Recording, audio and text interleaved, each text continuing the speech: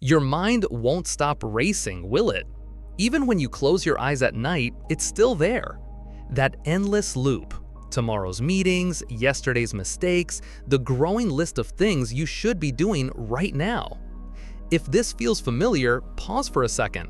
Drop where you're listening from in the comments, because what I'm about to share isn't just theory, it's something that works. Maybe you're in Chicago, trapped in your cubicle with deadlines piling up, or in Sydney, lying awake at 3 a.m., staring at the ceiling, replaying conversations you wish had gone differently. Or maybe you're somewhere in between, on a crowded train, in a busy kitchen, in a life that feels like it's moving faster than you can keep up with. Here's the truth. You've been running on empty for so long, you've forgotten what it feels like to simply breathe. So let's try something right now. Grab something soft, a pillow, a blanket, anything that feels comforting. Find a spot where you can just be. You don't have to get this perfect. You don't have to sit like a monk or clear your mind of every thought. Just sit, just rest. Because here's what nobody tells you about stress and anxiety. The answer isn't another productivity hack. It isn't the newest meditation app that guilts you for missing day 3. It isn't forcing yourself into some version of calm that feels like another task on your to-do list. Over 2,500 years ago, a teacher discovered something so simple it still works today, and it takes only 2 seconds. 2 seconds, that's all. In 2 seconds, you can bring your scattered mind back home to your body. And when that happens, something extraordinary unfolds. You remember. You remember what it feels like to be free. Not free from responsibilities, you can't escape those, but free within them. Free to breathe without the weight pressing down on your chest. Free to walk without carrying the world on your shoulders. Free to live without constantly bargaining with tomorrow or wrestling with yesterday. And here's the most powerful part. You don't need to fix yourself. You don't need to become someone else. You don't need to earn your peace by being more disciplined, more organized, or more spiritual. You just need to remember. Remember how to come home. Home isn't a place on a map. It's the space inside you that's been waiting all along. Every inhale is the doorway. Every exhale is the welcome mat. The destination isn't out there in some perfect future. The destination is here. It's now. It's you.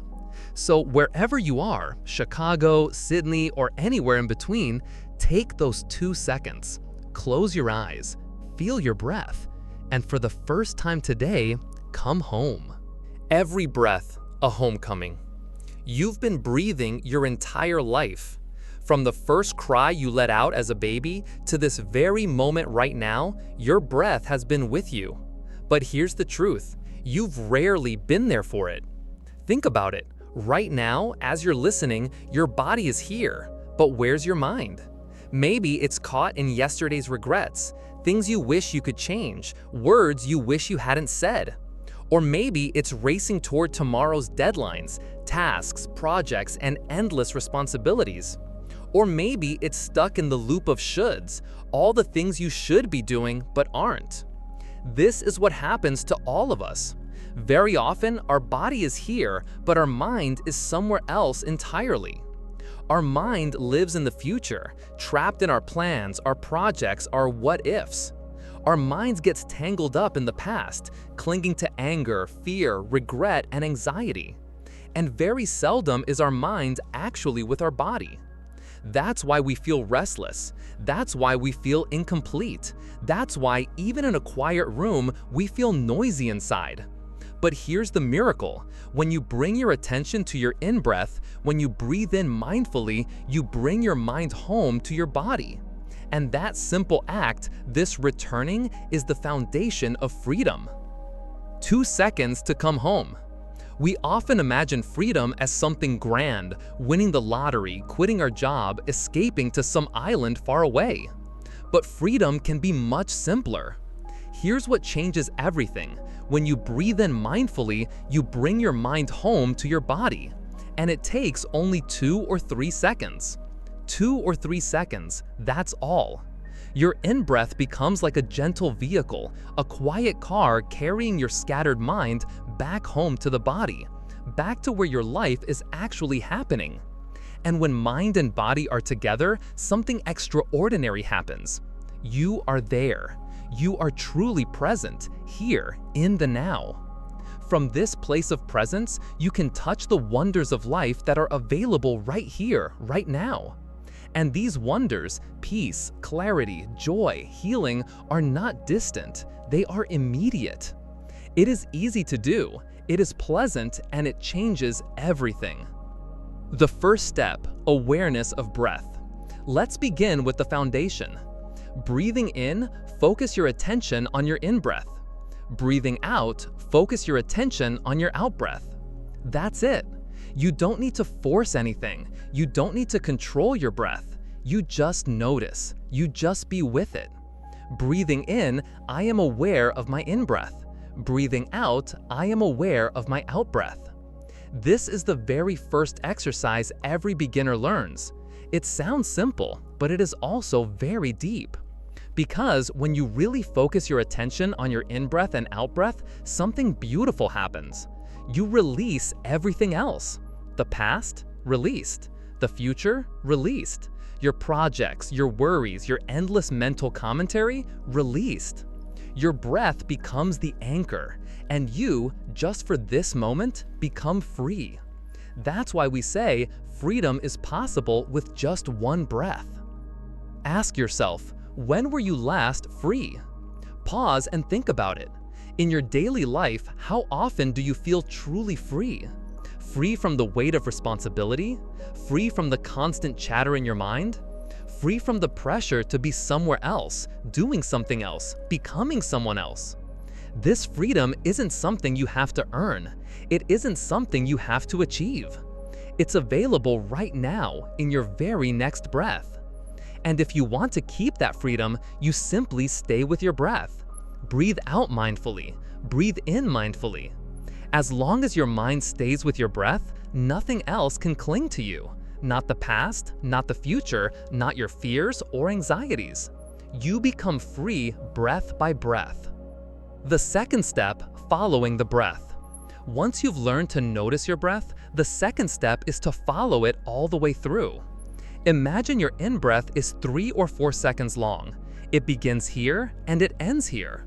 Your task is to follow it from beginning to end, like walking beside a dear friend. Breathing in, I follow my in-breath all the way through. Breathing out, I follow my out-breath all the way through. There is no interruption, no gap, no wandering. Just a faithful, uninterrupted presence. When you breathe this way, your concentration becomes solid, your mindfulness grows deep. And as mindfulness grows, the simple act of breathing becomes pleasurable. Breathing in is no longer a chore, it's a joy. The miracle of being alive. Let's not forget something simple but profound. When you breathe in, you are alive. And to be alive is already a miracle. Think about it. A person who has passed away no longer breathes. But you are still here.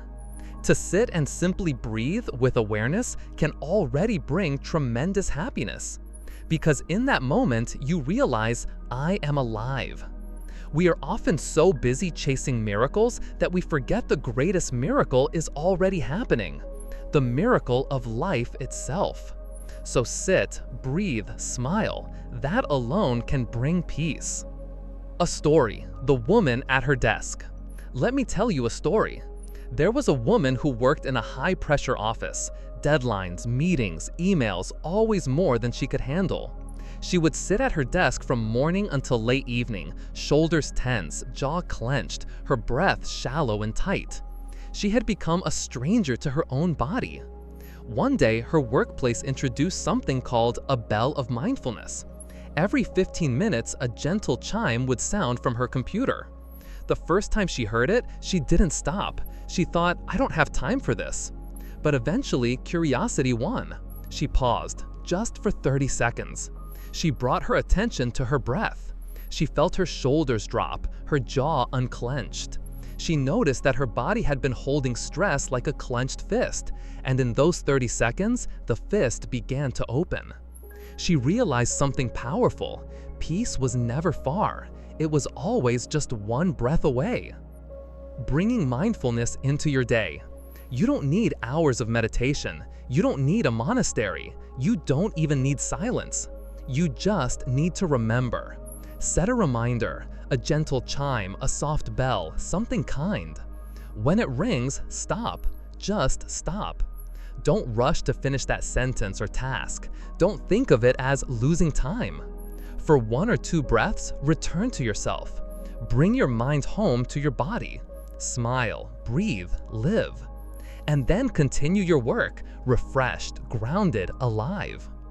Your breath, a lifelong companion. Your breath has been with you from the very beginning. It has stayed with you through joy and sorrow, through success and failure. It has never left you, not even for a second. It has never judged you, never abandoned you, never asked for anything in return. When you pay attention to your breath, you're not learning something new. You're returning to the most faithful companion you've ever had. You're coming home. Body and mind together again. In our hyper-connected world, we often live only in our thoughts. We forget we even have a body. But your body isn't just a vehicle for your mind. Your body is where your life actually happens. Every smile, every sensation, every joy arises here. When you breathe mindfully, you reunite mind and body.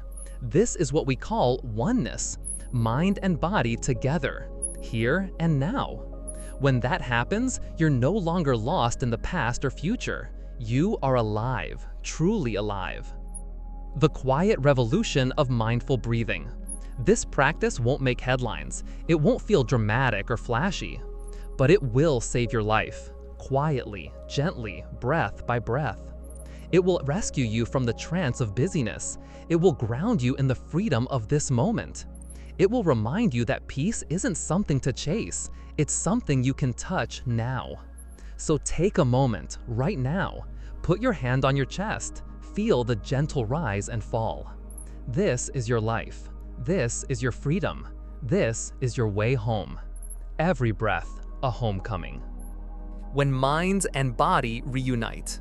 Your body has been waiting for you. Right now, as you listen to these words, it's been holding space for your return. Like a loyal friend who never gave up hope, it has stayed with you, patient and silent, carrying you through the storms of your life. But here's the truth. Most of us live as though we are just ahead, floating through the world, carrying around this mysterious vessel that we barely acknowledge, except when it aches, when it hungers, or when it fails us. We've become so identified with our thoughts, our endless stream of mental chatter, planning, calculating, worrying, that we've forgotten something simple yet profound. We live in a body. Not a machine, not a burden, not just a vehicle for carrying the brain around, but a home. And like any home, when we neglect it, when we fail to show up, it gathers dust. It collects tension.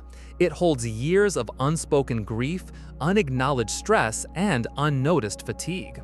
The body becomes a storehouse of everything our busy minds refuse to deal with. But here's what's beautiful about the practice of mindful living. Once you learn to bring your mind home to your breath, the next step unfolds naturally.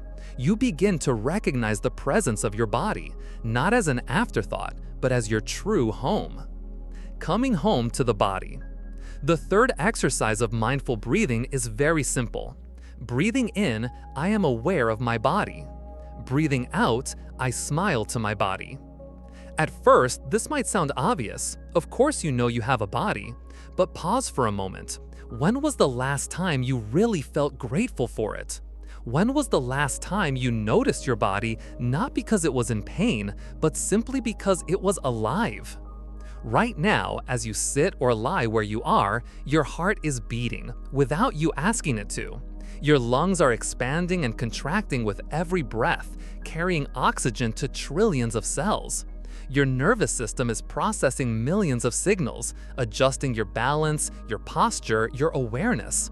This miracle is happening right now, and yet we almost never pay attention. When you bring your attention home through conscious breathing, you create the foundation for this deeper awareness. You begin to feel your body again, not as an idea, not as a concept, but as a lived experience. You feel the weight of your body against the chair or bed. You notice the air brushing your skin. You sense the rhythms of life happening inside you. It's like walking into your own house after years of absence. You finally realize it's been here all along, waiting. The hidden burden of tension. And yet, when you come home to your body, you may also notice something else: tension, stress, pain you didn't even know was there. Think about it. Yesterday, you may have sat through long meetings, your shoulders hunched, your breath shallow. You may have clenched your jaw in traffic, gripped the steering wheel tight without noticing. You may have typed for hours, your wrists stiff, your neck straining forward toward the screen. You may have held your breath during a difficult conversation, or pushed your body past exhaustion because your mind insisted there was no time to rest. All of that has left a mark. Tension accumulates quietly in the body, layer by layer, day after day, until you wake up one morning and wonder why you feel so heavy, so tired, so disconnected. Your shoulders carry the weight of responsibilities. Your stomach churns with unspoken worries. Your jaw stores every word you never said. Your breath grows shallow under the burden of anxiety. This is what happens when mind and body become strangers. The body suffers silently while the mind is too busy racing into the past or future to notice. The practice of releasing.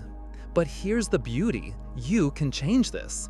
The fourth exercise of mindful breathing is to calm your body, to release the tension.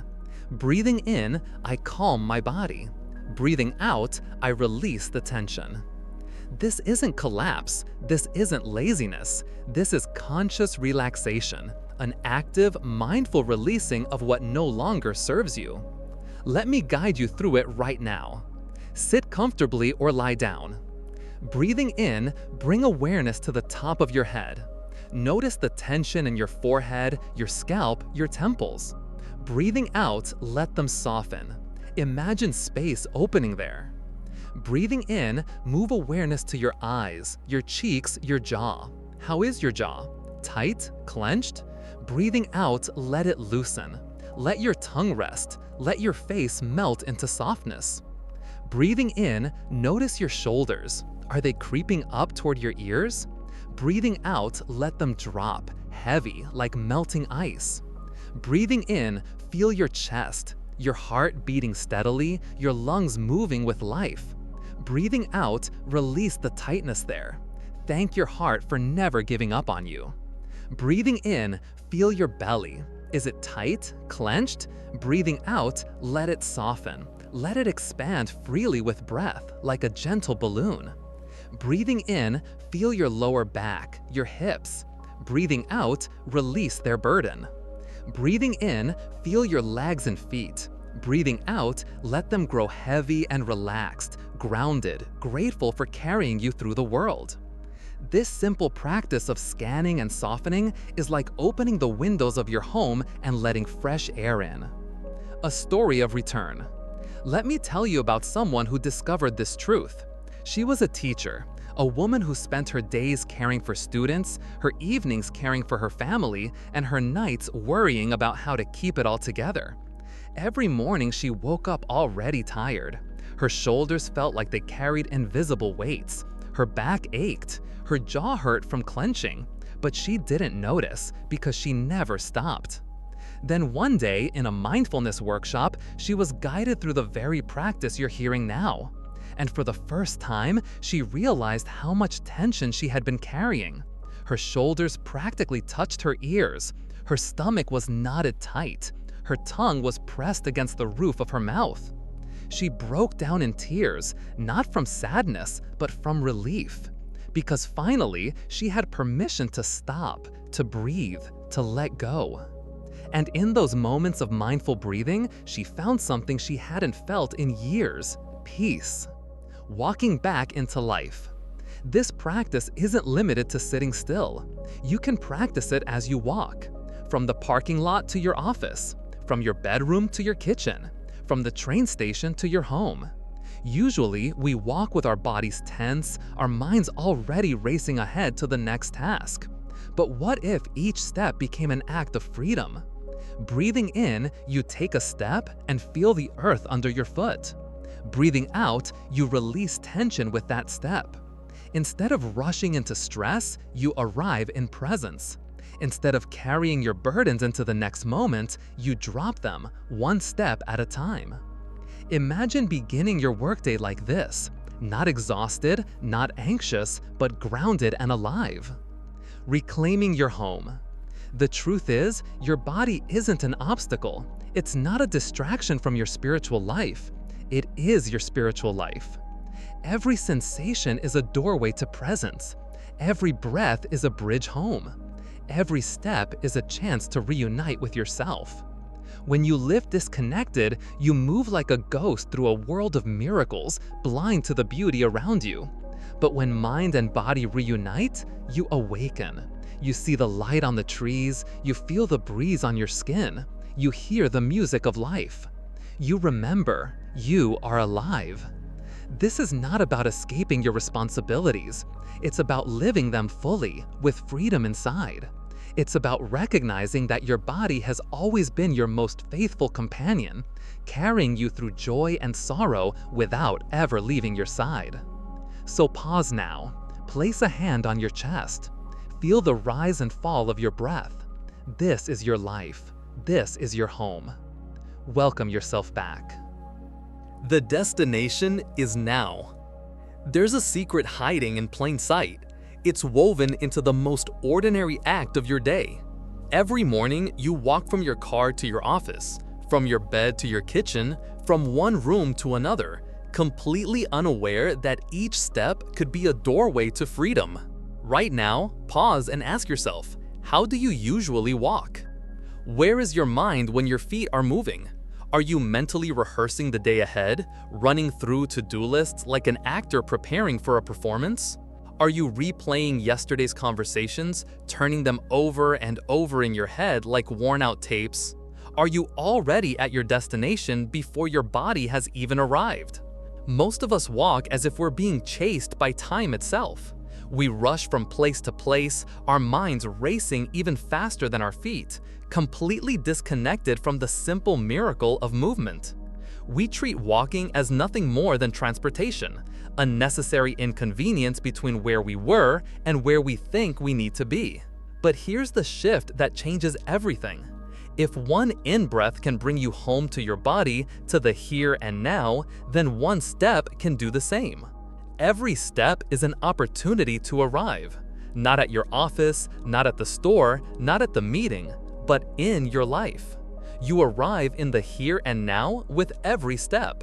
Your destination is not somewhere out there in the future. Your destination is in this moment, and every breath, every step can bring you home. Your appointment with life. This may sound simple, but it's also one of the most radical shifts you can make. Instead of walking to get somewhere, you walk to be somewhere. Instead of treating your steps as the means to an end, you recognize each step as complete in itself. Because the past is already gone and the future has not yet arrived. There is only one moment when you can be truly alive, and that is the present moment. You have an appointment with life in the present moment, and if you miss that appointment, you miss life itself. Think about that for a moment. You have an appointment with life. Not next week, not when you retire, not when you finally get everything figured out, but right now. And if you're not present for this appointment, you're essentially standing life up. The prison of past and future. Some of us are trapped in the past. We carry regrets, replay mistakes, and live inside prisons built of memory.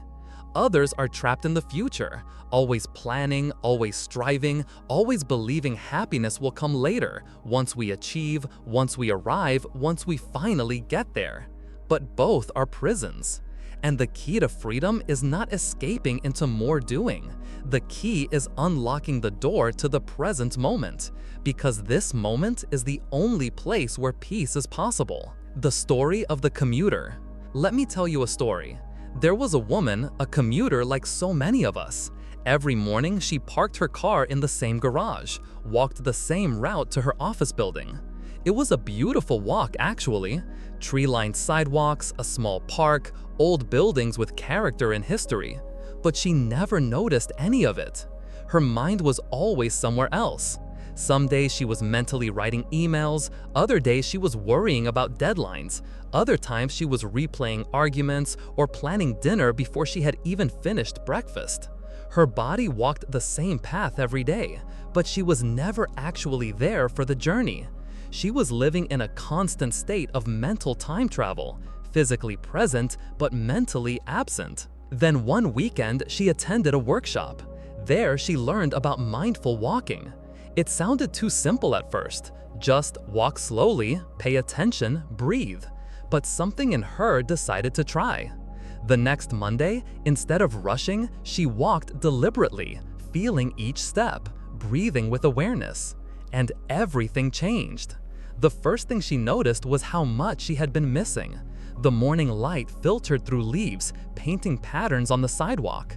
Birdsong wasn't background noise anymore. It was a symphony of voices. The air smelled differently at different points in her walk. Fresh bread from the bakery, flowers from the park, the earthy scent of morning dew. But more profound than what she noticed outside was what she discovered inside. With each step, the usual anxiety began to soften. Her shoulders relaxed, her breathing slowed. And for the first time in years, she arrived at her office not stressed, but grounded, calm, and fully present.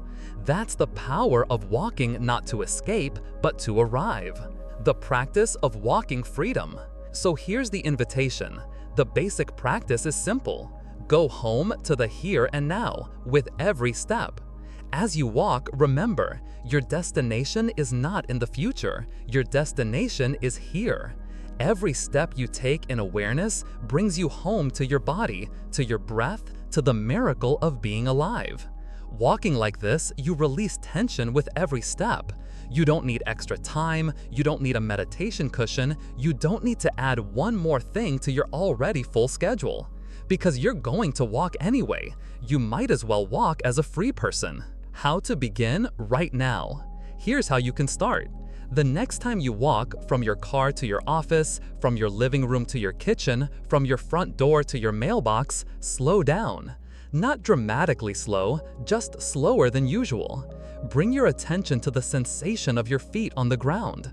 Feel the weight shift from one foot to the other. Notice the rhythm of your body moving through space. Now add your breath.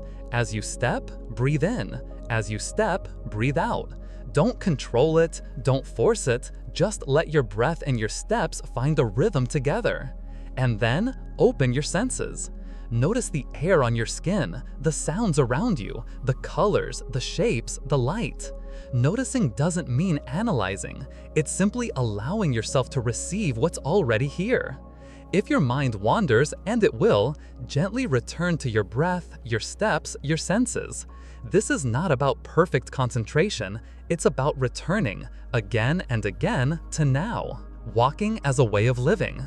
When you practice walking like this, something beautiful happens. You stop sleepwalking through your life. You stop rushing through the journey to get to some imagined destination.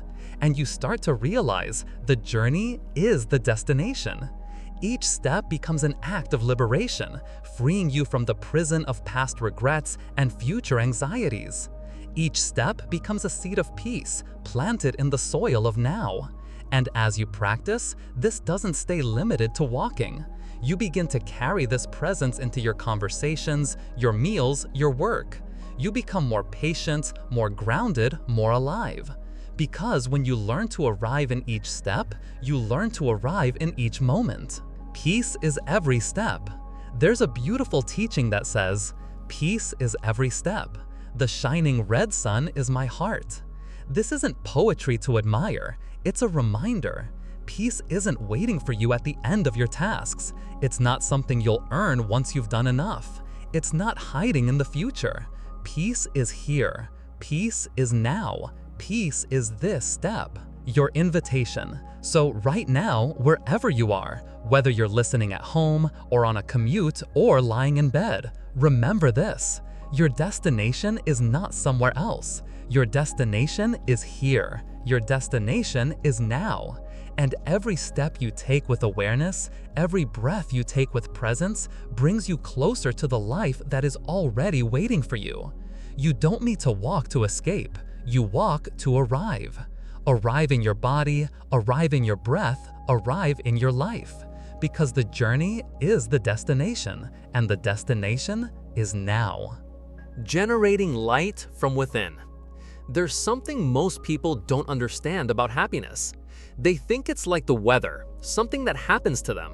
They believe it's dependent on circumstances, luck, or other people.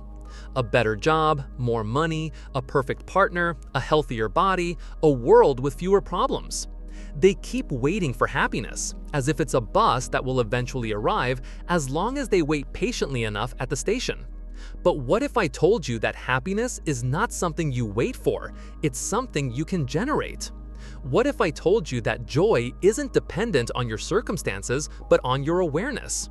That happiness is not outside of you, it's a light you can switch on at any time, regardless of how dark the room may seem. At first, this might sound unrealistic, even impossible, especially if you're going through a difficult time. Maybe you're stressed about money. Maybe your relationship feels like it's falling apart. Maybe you're struggling with health issues or carrying the weight of old regrets. You might think, how can I generate happiness in the middle of all this? Isn't that just pretending? But here's the secret. This practice isn't about pretending your difficulties don't exist. It's about realizing that even in the midst of challenges, you are not empty-handed. You already carry countless conditions for happiness within you and around you. The only reason you miss them is because your mind is too distracted to notice. The art of generating joy. In the ancient practice of mindful breathing, there's something called the fifth and sixth exercises. The fifth is to generate joy. The sixth is to generate happiness. A good practitioner, it is said, can bring forth joy whenever they want. Not because life is perfect, but because they have trained their awareness to see the miracles that are already present. And how does this happen? It begins with the simplest act, coming home to your breath. When you breathe mindfully, you bring your wandering mind back to your body. You anchor yourself in the here and the now. Suddenly, instead of being trapped in regrets about yesterday or anxieties about tomorrow, you discover the richness of the present moment. Mind and body reunite, and when that happens, you begin to see what's been hiding in plain sight, the conditions of happiness that already surround you. A story of rediscovery. Let me share a story with you. There was a woman who felt as though her world was falling apart. Her marriage was collapsing, she had just lost her job, and she was facing health problems that left her exhausted. Every morning, she woke up with a heavy heart, suffocated by fear and uncertainty. One day, she called her sister for comfort, expecting sympathy. Instead, her sister gave her an unusual challenge. Take a piece of paper and write down everything you're grateful for. Not what's missing, not what's broken, what you already have. At first, she resisted. How could she possibly feel grateful when her life seemed to be crumbling? But reluctantly, she picked up a pen and began. She wrote about her children and the love she still felt for them. She wrote about her health, fragile but still carrying her. She wrote about her home, her bed, her morning coffee. She wrote about her neighbor who always waved. She wrote about the tree outside her window, changing with the seasons. She wrote about books she had loved, memories she cherished, the feeling of warm water during a shower. One page became two. Two became three. By the time she stopped, her chest felt lighter. Her breathing was deeper. For the first time in weeks, she smiled. Not because her problems were solved, but because she realized her life wasn't as empty as her fear made it seem. She had discovered what we all forget. Happiness doesn't come when all your problems disappear. Happiness comes when you recognize the treasures that are already here. The everyday miracles. Think about it for a moment. Your eyes. With them, you see faces you love, the colors of the sky, the words you're reading right now. Do you realize what a miracle this is? Your ears. They allow you to hear music, laughter, the voice of someone calling your name. They let you hear the rain falling, the birds singing, the rhythm of your own breath. Your heart. It beats faithfully, moment after moment, without you commanding it. This steady rhythm is your constant companion, keeping you alive. Your hands. They touch, hold, comfort, and create. Your lungs breathe in oxygen. Your brain thinks and imagines. Your body carries you through life. Each of these is a condition of happiness. But because we are so focused on what's missing, we overlook them entirely. Touching the wonders of life. Happiness is not about ignoring pain. It's about balancing your awareness so that you also recognize joy. When you practice mindfulness, through breathing, walking, or simply pausing to notice, you begin to see that the present moment already contains enough conditions to be happy. Right now, as you listen to these words, you are alive. You are breathing. You are capable of love. You are capable of awareness. That alone is extraordinary. This is why happiness can be generated from within. It's not something you wait for, it's something you practice. A simple practice. Try this right now. Close your eyes gently or soften your gaze. Take 3 mindful breaths. With each inhale, bring your attention back to your body. With each exhale, let go of the racing thoughts. Now, bring to mind someone you love. It could be a family member, a friend, even a pet. Imagine their face, their smile. Feel the warmth in your heart as you hold them in your awareness. That warmth is joy. That warmth is happiness, and it is already within you. Now, expand your awareness. Remember the last time you felt awe, watching a sunset, listening to music, standing in nature. The capacity to feel wonder, to be touched by beauty, is alive in you. That capacity itself is a condition of happiness. Finally, remind yourself, you are alive, right now, breathing, conscious, present. This moment, however imperfect, is a miracle. Becoming a source of light. Here's the beautiful part. When you generate joy and happiness from within, you don't just heal yourself, you illuminate the lives of others. Think about how you feel around someone who is always complaining, always worried, always drained. Now think about how you feel around someone who radiates calm, who smiles easily, who appreciates the little things. One drains your energy, the other fills you with warmth. When you learn to generate light from within, you become that second person. You become a source of joy, not just for yourself, but for everyone you touch. Happiness is not a destination. So many of us treat happiness like a reward at the end of a long road. We tell ourselves, I'll be happy when I get the promotion. I'll be happy when I lose weight. I'll be happy when I meet the right person.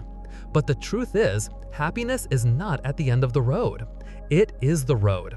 It's not the destination, it's the way we walk. Every breath, every step, every moment is a chance to generate joy. The gentle alchemy. The woman who made that gratitude list, she kept practicing, even after her circumstances improved. She said something profound. I realized I had been living like a poor person in a mansion. I was so focused on the broken windows that I didn't see all the treasures around me. And that is the gentle alchemy of joy. You don't need to fake positivity. You don't need to wait for a perfect future. You just need to open your eyes, your heart, and your breath to what's already here, right now. So take this moment, look around, notice the colors, the textures, the light. Feel your breath. Place a hand on your chest and thank your heart for beating. Smile, not because everything is perfect, but because this moment is alive. This is happiness. Not tomorrow, not someday, not when all the problems vanish. This moment, this breath, this light you generate from within. And when you remember this truth, you'll see clearly. You already carry everything you need to be happy. Learning to hold suffering with love. There's something most of us were never taught about pain. We grow up in a world that whispers the same message over and over. If you're hurting, hide it. If you're broken, fix it. If you're struggling, numb it. We've been conditioned to believe that emotional or psychological suffering is something to avoid at all costs, something shameful, something that makes us weak. So what do?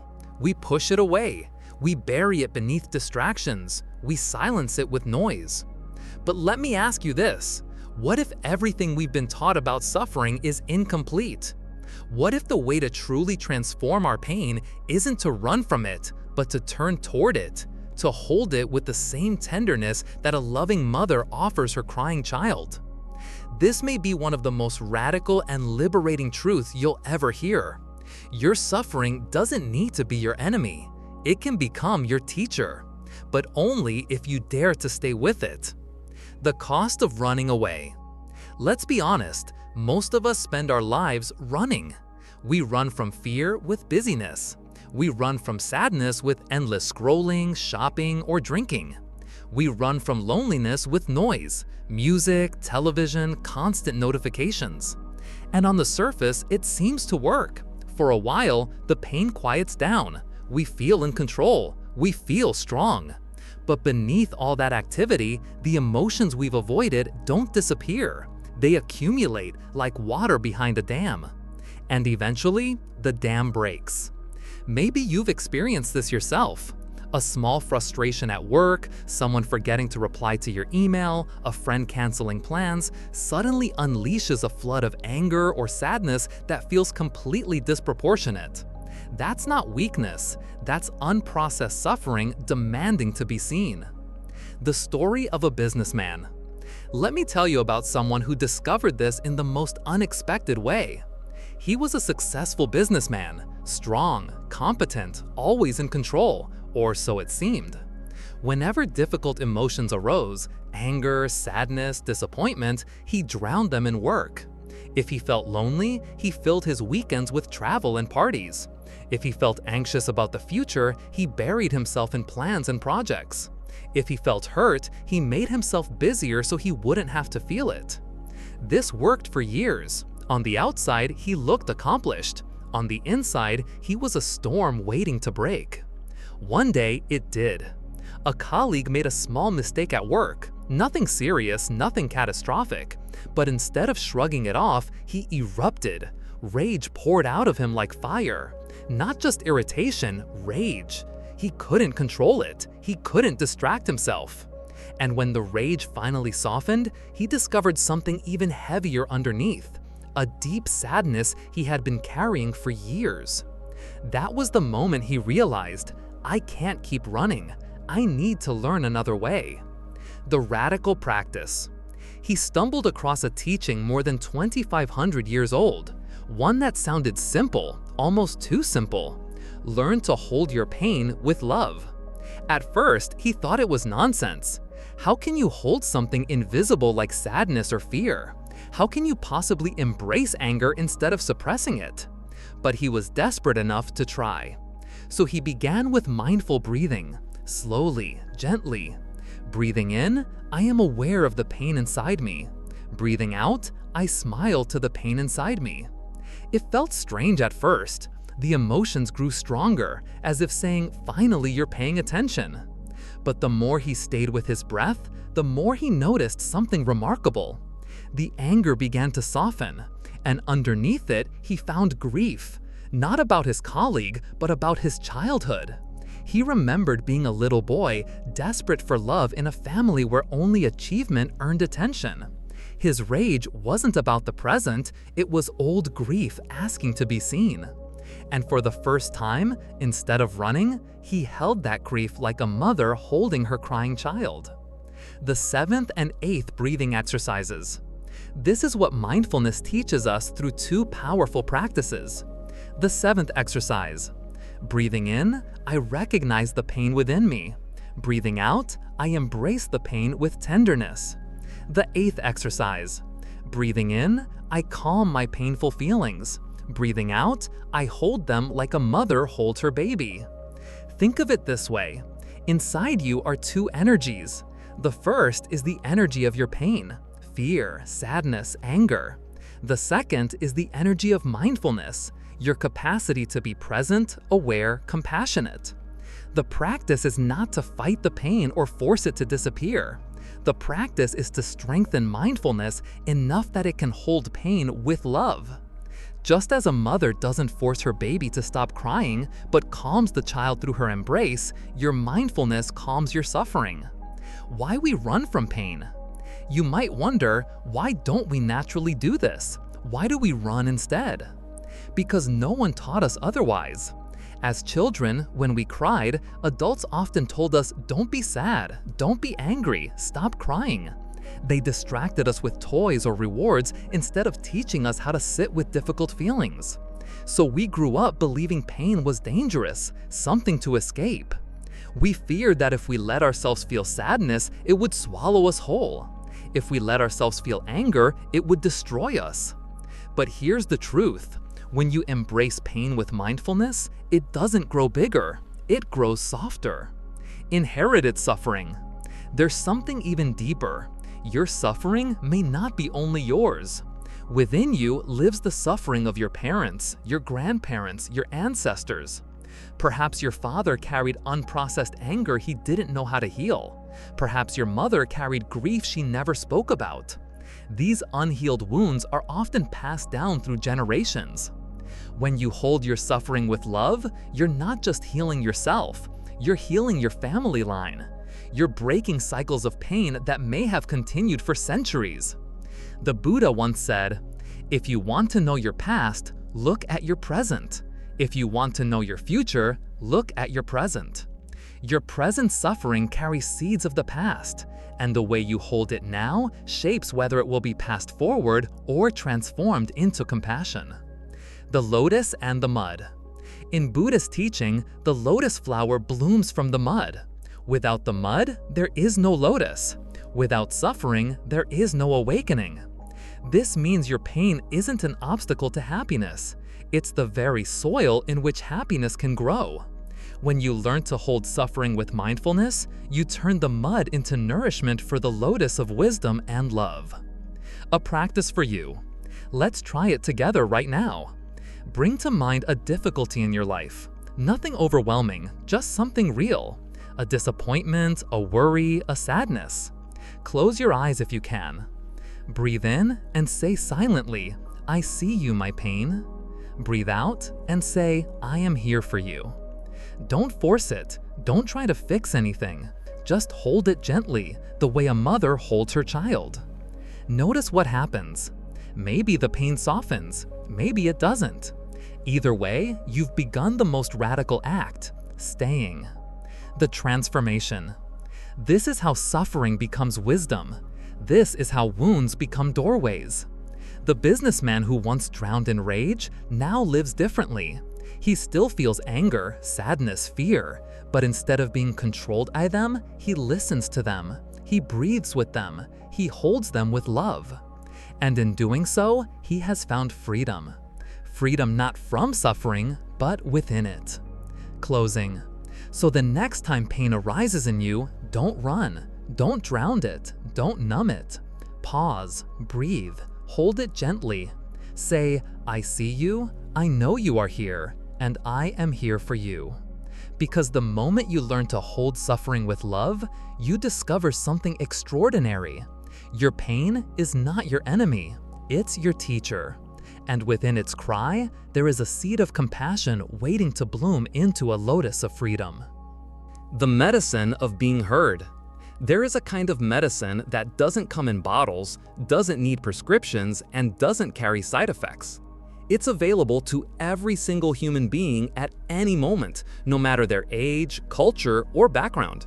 And yet, strangely, most of us never really learn how to use it. This medicine is deep listening, the practice of offering your full, compassionate attention to suffering, whether it's your own or someone else's. Think about this carefully. How often do you feel truly heard in your life? Not judged, not advised, not compared, but simply heard. Most people can't recall many moments like that. And yet, when it happens, when someone looks into your eyes and listens without interruption, without rushing you, without trying to fix you, something extraordinary unfolds. Healing happens. What you're about to discover has the power to transform not just your personal relationships, but conflicts that seem impossible to resolve. Deep listening has brought healing to divorcing couples, estranged families, even warring nations. But here's the surprising part. It doesn't begin with listening to others. It begins with something much more intimate. It begins with listening to yourself. Listening to your own suffering. Most of us live in flight mode. We run away from our pain through distraction, work, scrolling, substances, or even endless planning. We don't realize that buried beneath all this avoidance is a reservoir of unhealed wounds, wounds that are constantly asking for our attention.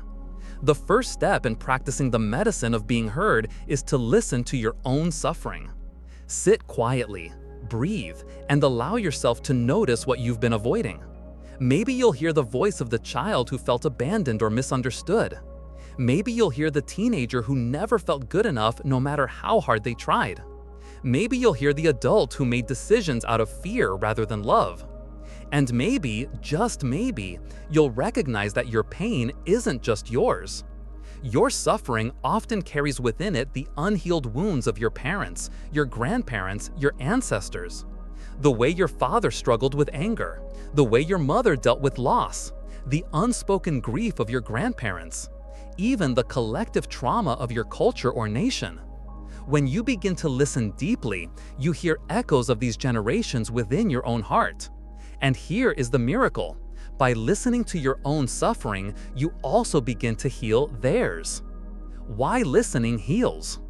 The Buddha once said that understanding is love's other name. What did he mean? When you listen to your suffering or to another person's suffering with full presence, you begin to understand it. And the moment understanding arises, compassion follows naturally. Think about it. When you realize that someone's anger is really their way of expressing deep fear, your anger towards them dissolves.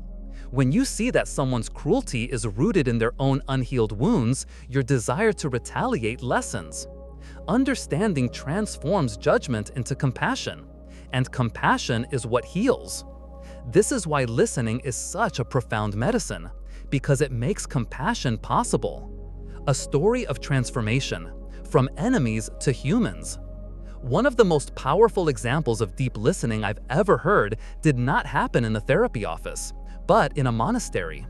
Groups of Israelis and Palestinians, sworn enemies divided by war, bloodshed, and generations of mistrust, were invited to come together. At first, they could not even look at each other. The hatred and pain were too fresh. So the monks didn't force them into conversation right away. Instead, for the first week, they practiced in separate groups. They walked in nature, they breathed mindfully, they ate in silence, they sang songs. Most importantly, they learned to listen to their own suffering. Only after they had practiced self-compassion were they invited to sit across from one another. One group was invited to share their suffering, their grief over lost children, their fear for their families, their rage at years of injustice. But here's the crucial part. They were instructed to speak not with blame or accusation, but simply to share their pain. And the other group was instructed to listen, not to interrupt, not to argue, not to defend, but simply to breathe, to be present, and to listen with compassion. And then something miraculous happened. When the Israelis heard the Palestinians speak about losing their children, they realized, we have lost children too. When the Palestinians heard Israelis speak of fear and grief, they recognized, we know that fear too. For the first time, they didn't just see enemies, they saw human beings carrying the same wounds, the same suffering. And in that recognition, anger gave way to compassion. By the end of the retreat, these two groups who could not even make eye contact were singing together, eating together, even planning to bring the practice of deep listening back to their homeland. This is the medicine of being heard, bringing it into your life. You don't need a monastery or a retreat to practice this. You can bring it into your own life today. When someone you love is suffering, resist the urge to give advice, to fix, or to interrupt. Sit with them, breathe. Tell yourself, I am listening, to help them suffer less. That's your only purpose. Not to prove who's right or wrong, not to correct their perception, just to help them suffer less. Even if they say things that are unfair or exaggerated, listen with compassion. Because behind their words is pain. And if you can listen long enough, without defending yourself, without debating, you give them a chance to empty their heart. And when that happens, something softens. Healing begins. The inner training. But here's the truth. You cannot listen to others deeply unless you first listen to yourself. If you've never sat with your own pain, if you've never held your own grief with compassion, then when someone else pours out their suffering, it will trigger you. Their words will make you defensive. Their accusations will make you angry. And instead of listening, you'll argue. That's why the real training begins with you. Take time every day to sit quietly. Notice your own inner voices. Notice the parts of you that are scared, lonely, or hurt. Listen to them as you would listen to a dear friend. Offer them your attention. And gradually, you'll develop the strength and compassion to listen to others as well. A practice for you. Let's try a simple practice together. Sit comfortably, close your eyes. Bring to mind a difficulty in your life. Maybe it's something recent, maybe something old. Instead of trying to solve it, simply breathe with it. As you breathe in, silently say, I see you, my suffering. As you breathe out, say, I am here for you. Notice how, with this simple act of listening, the suffering begins to soften. It doesn't disappear, but it doesn't overwhelm you either, because you are present with it. Now imagine offering the same practice to someone you love. Imagine listening to them without interruption, without judgment, without fixing, just being present. Imagine the healing that could bring. The larger vision. Every time someone is truly heard, the world becomes a little more peaceful. Every time anger is replaced by understanding, the cycle of violence weakens. Every time compassion replaces judgment, reconciliation becomes possible. This is why listening is more than just a personal practice. It's a medicine for humanity. So I leave you with this question. Who in your life most needs to be heard right now? And what part of yourself is waiting for your own compassionate listening?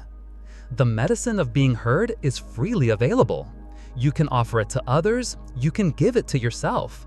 And in doing so, you can help heal not only your relationships, but also the world. Because in the end, listening is not just an act of kindness.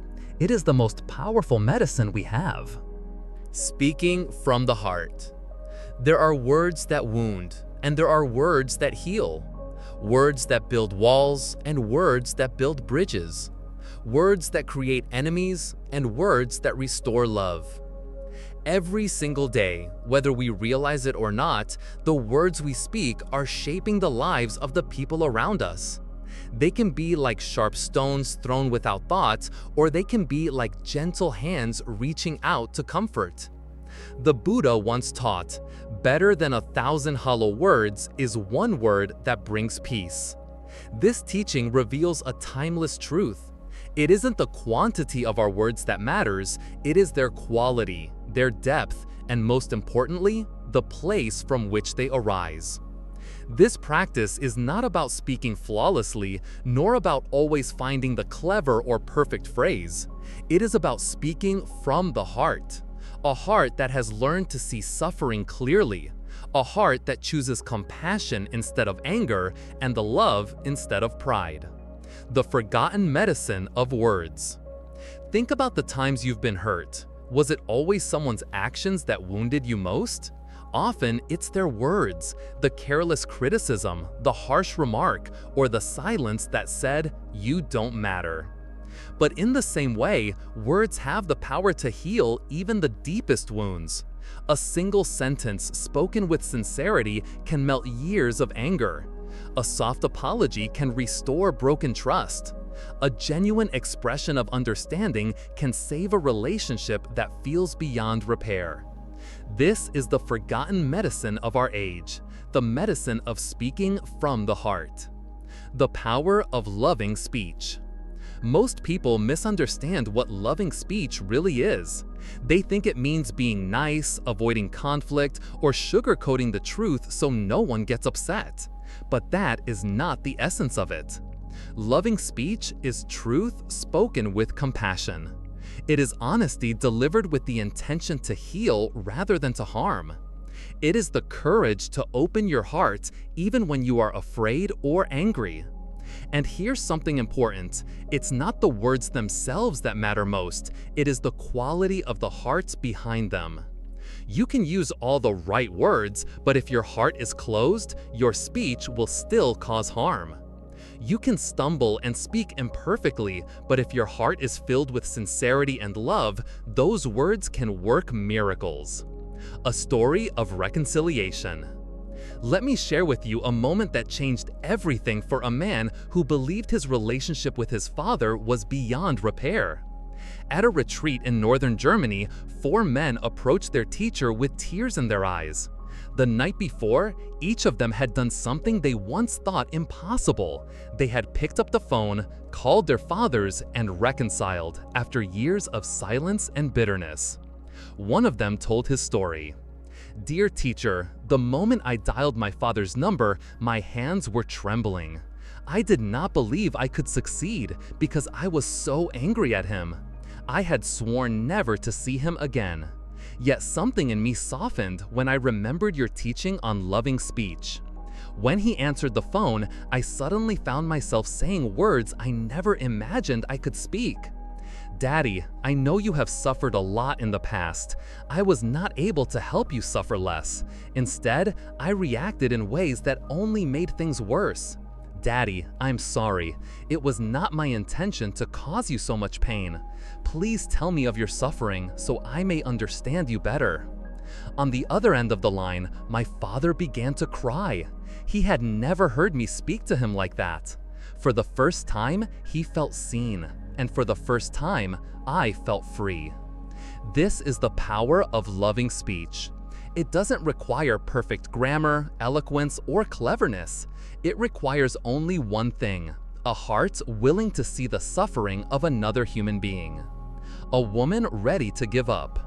There was once a woman in America, a devoted Catholic, who felt so hopeless in her marriage that she planned to take her own life. Her husband, a university professor, was full of anger and bitterness. Their home had become a battlefield of silence and explosions. She confided in her Buddhist friend, who urged her to listen to a Dharma talk about diffusing the bomb of anger. But the woman resisted. "I am Catholic," she said. "Why should I listen to a Buddhist talk?" One night, at the edge of despair, she called her friend and said, "I cannot go on. Tonight, I will end my life." Her friend pleaded, "Please, come to me first. Share what is in your heart before you make this decision." Reluctantly, she went. There, her friend said something unexpected. "You have always told me I am your best friend, but when I asked you to listen to one simple talk, you refused. How can I believe I am truly your friend if you do not honor this one request?" Out of guilt, the Catholic woman agreed. She listened to the talk about compassionate listening and loving speech. Something awakened within her. For the first time, she realized that her husband's anger was not an enemy to fight, but a cry of suffering that needed to be understood. She went on retreat, practiced mindfulness, and returned home transformed. That night, she looked at her husband and said gently, "My dear, I know you have suffered so much over the years. I could not help you, and my anger has only made it worse. It was never my intention to cause you this pain. Please help me understand your suffering." Her husband broke down in tears. For the first time in years, he felt safe enough to open his heart. That night became a night of reconciliation. This is what happens when words are used as medicine rather than weapons. Why loving speech works? You may wonder, why does this method succeed where so many other approaches fail? There are 3 profound reasons. You take responsibility. Instead of blaming, you admit how your reactions may have contributed to the suffering. This shifts the dynamic from defense and attack to vulnerability and openness. You seek to understand, not to win. You don't demand that they change. Instead, you invite them to share. This transforms conflict into cooperation. You speak to their suffering, not their behavior.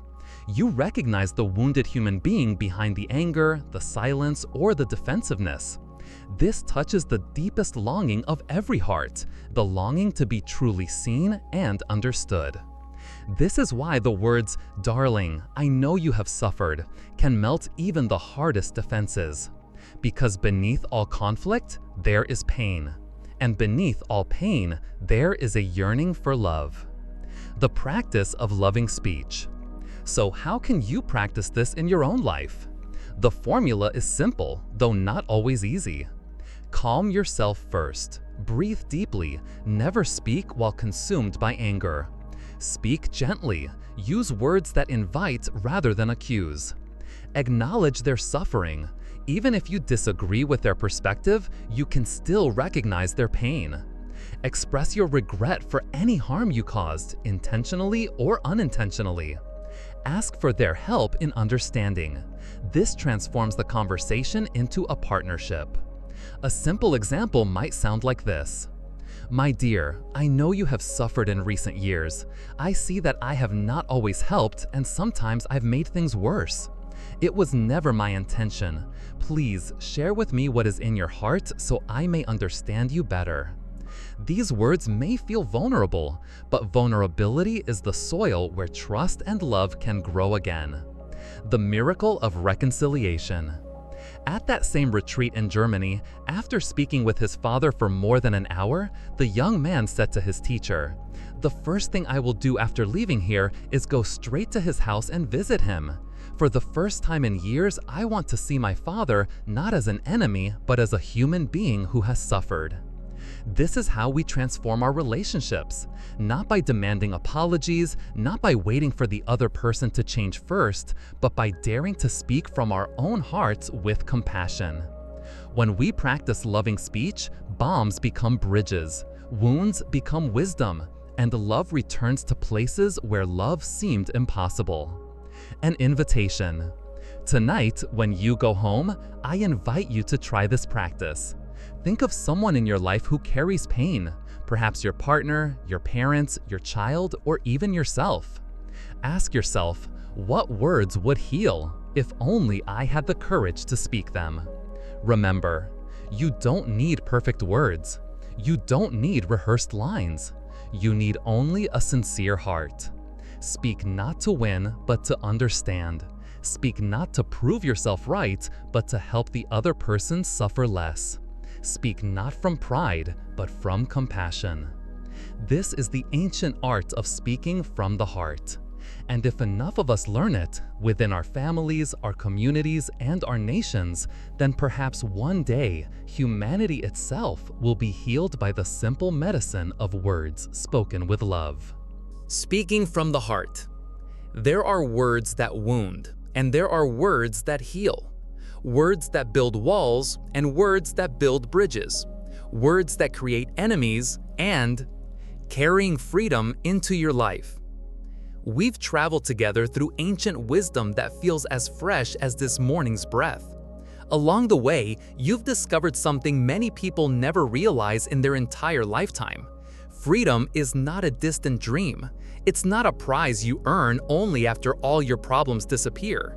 It's not something waiting for you at the end of a long struggle. Freedom is here, now. It can be touched with your very next breath. But here's the challenge. Knowing this and living this are two very different things.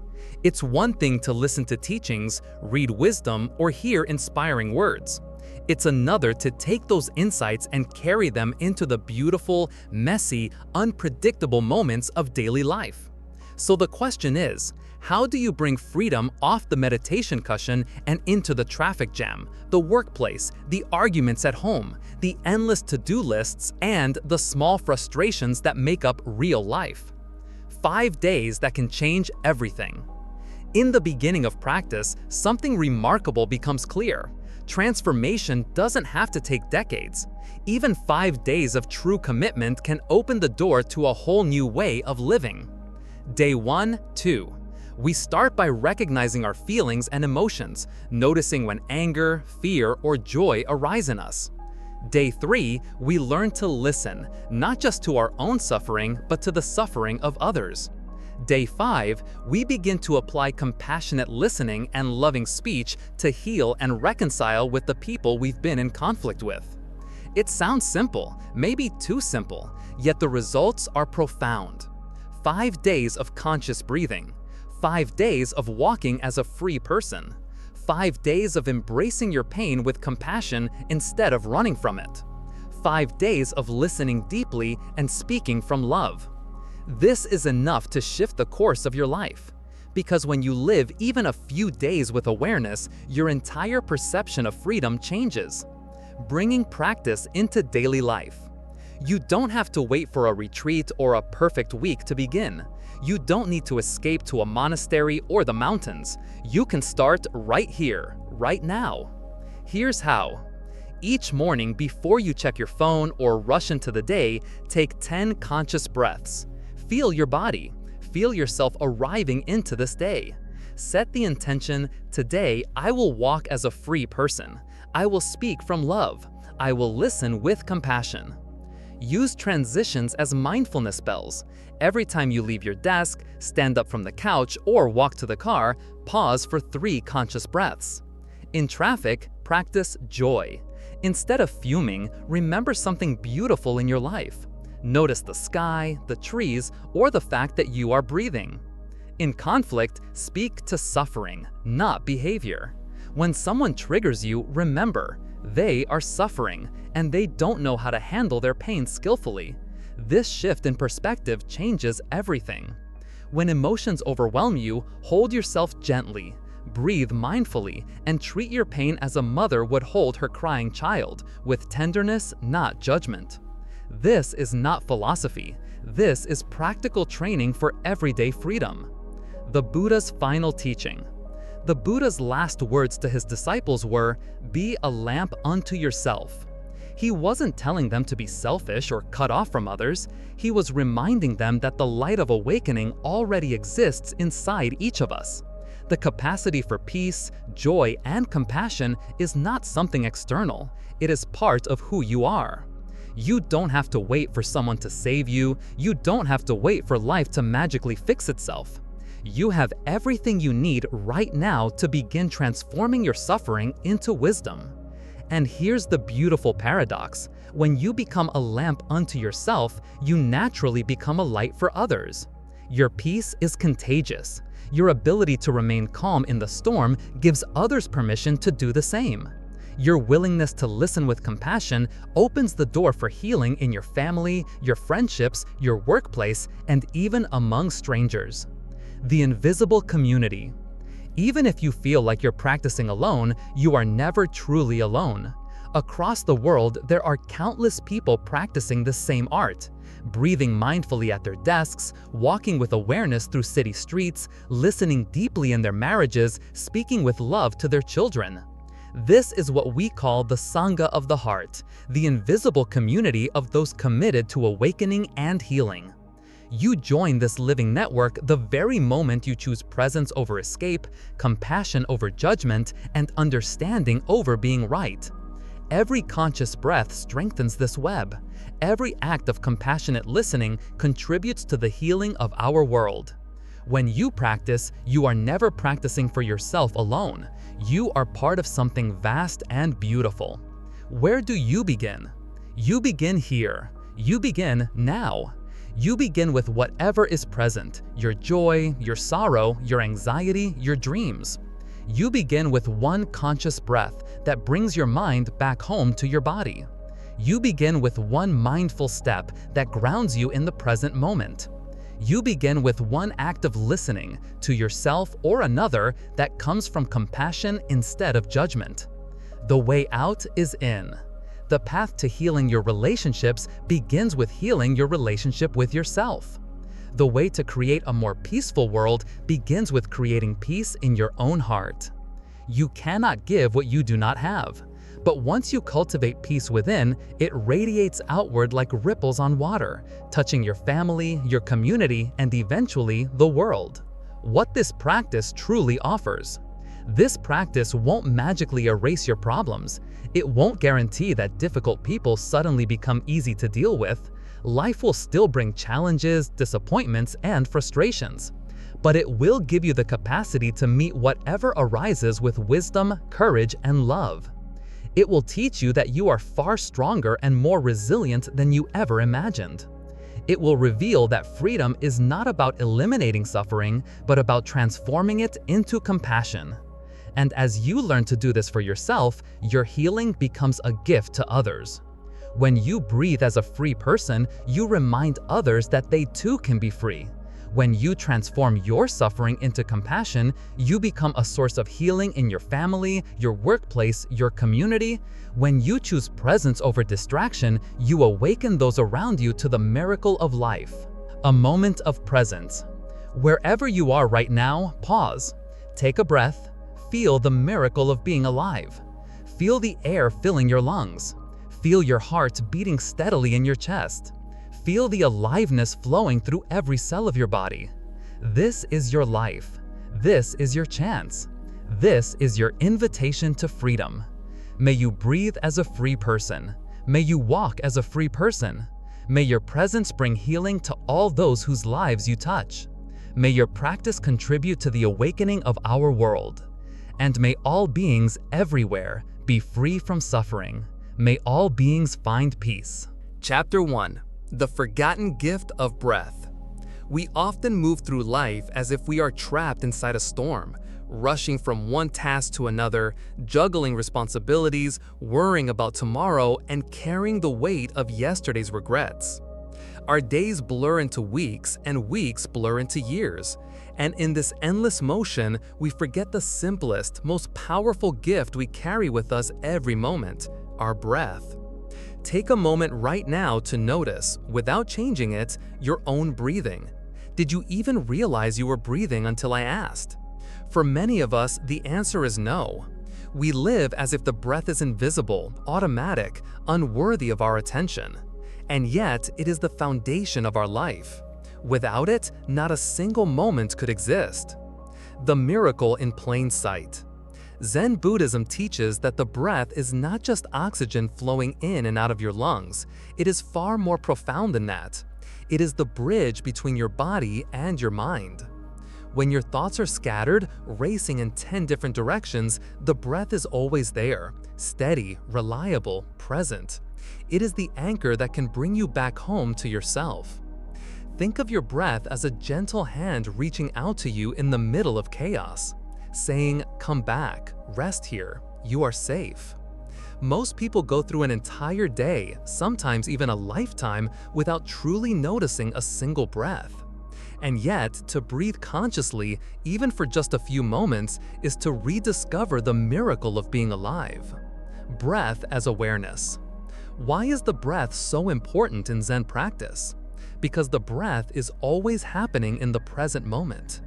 You cannot breathe in the past. You cannot breathe in the future.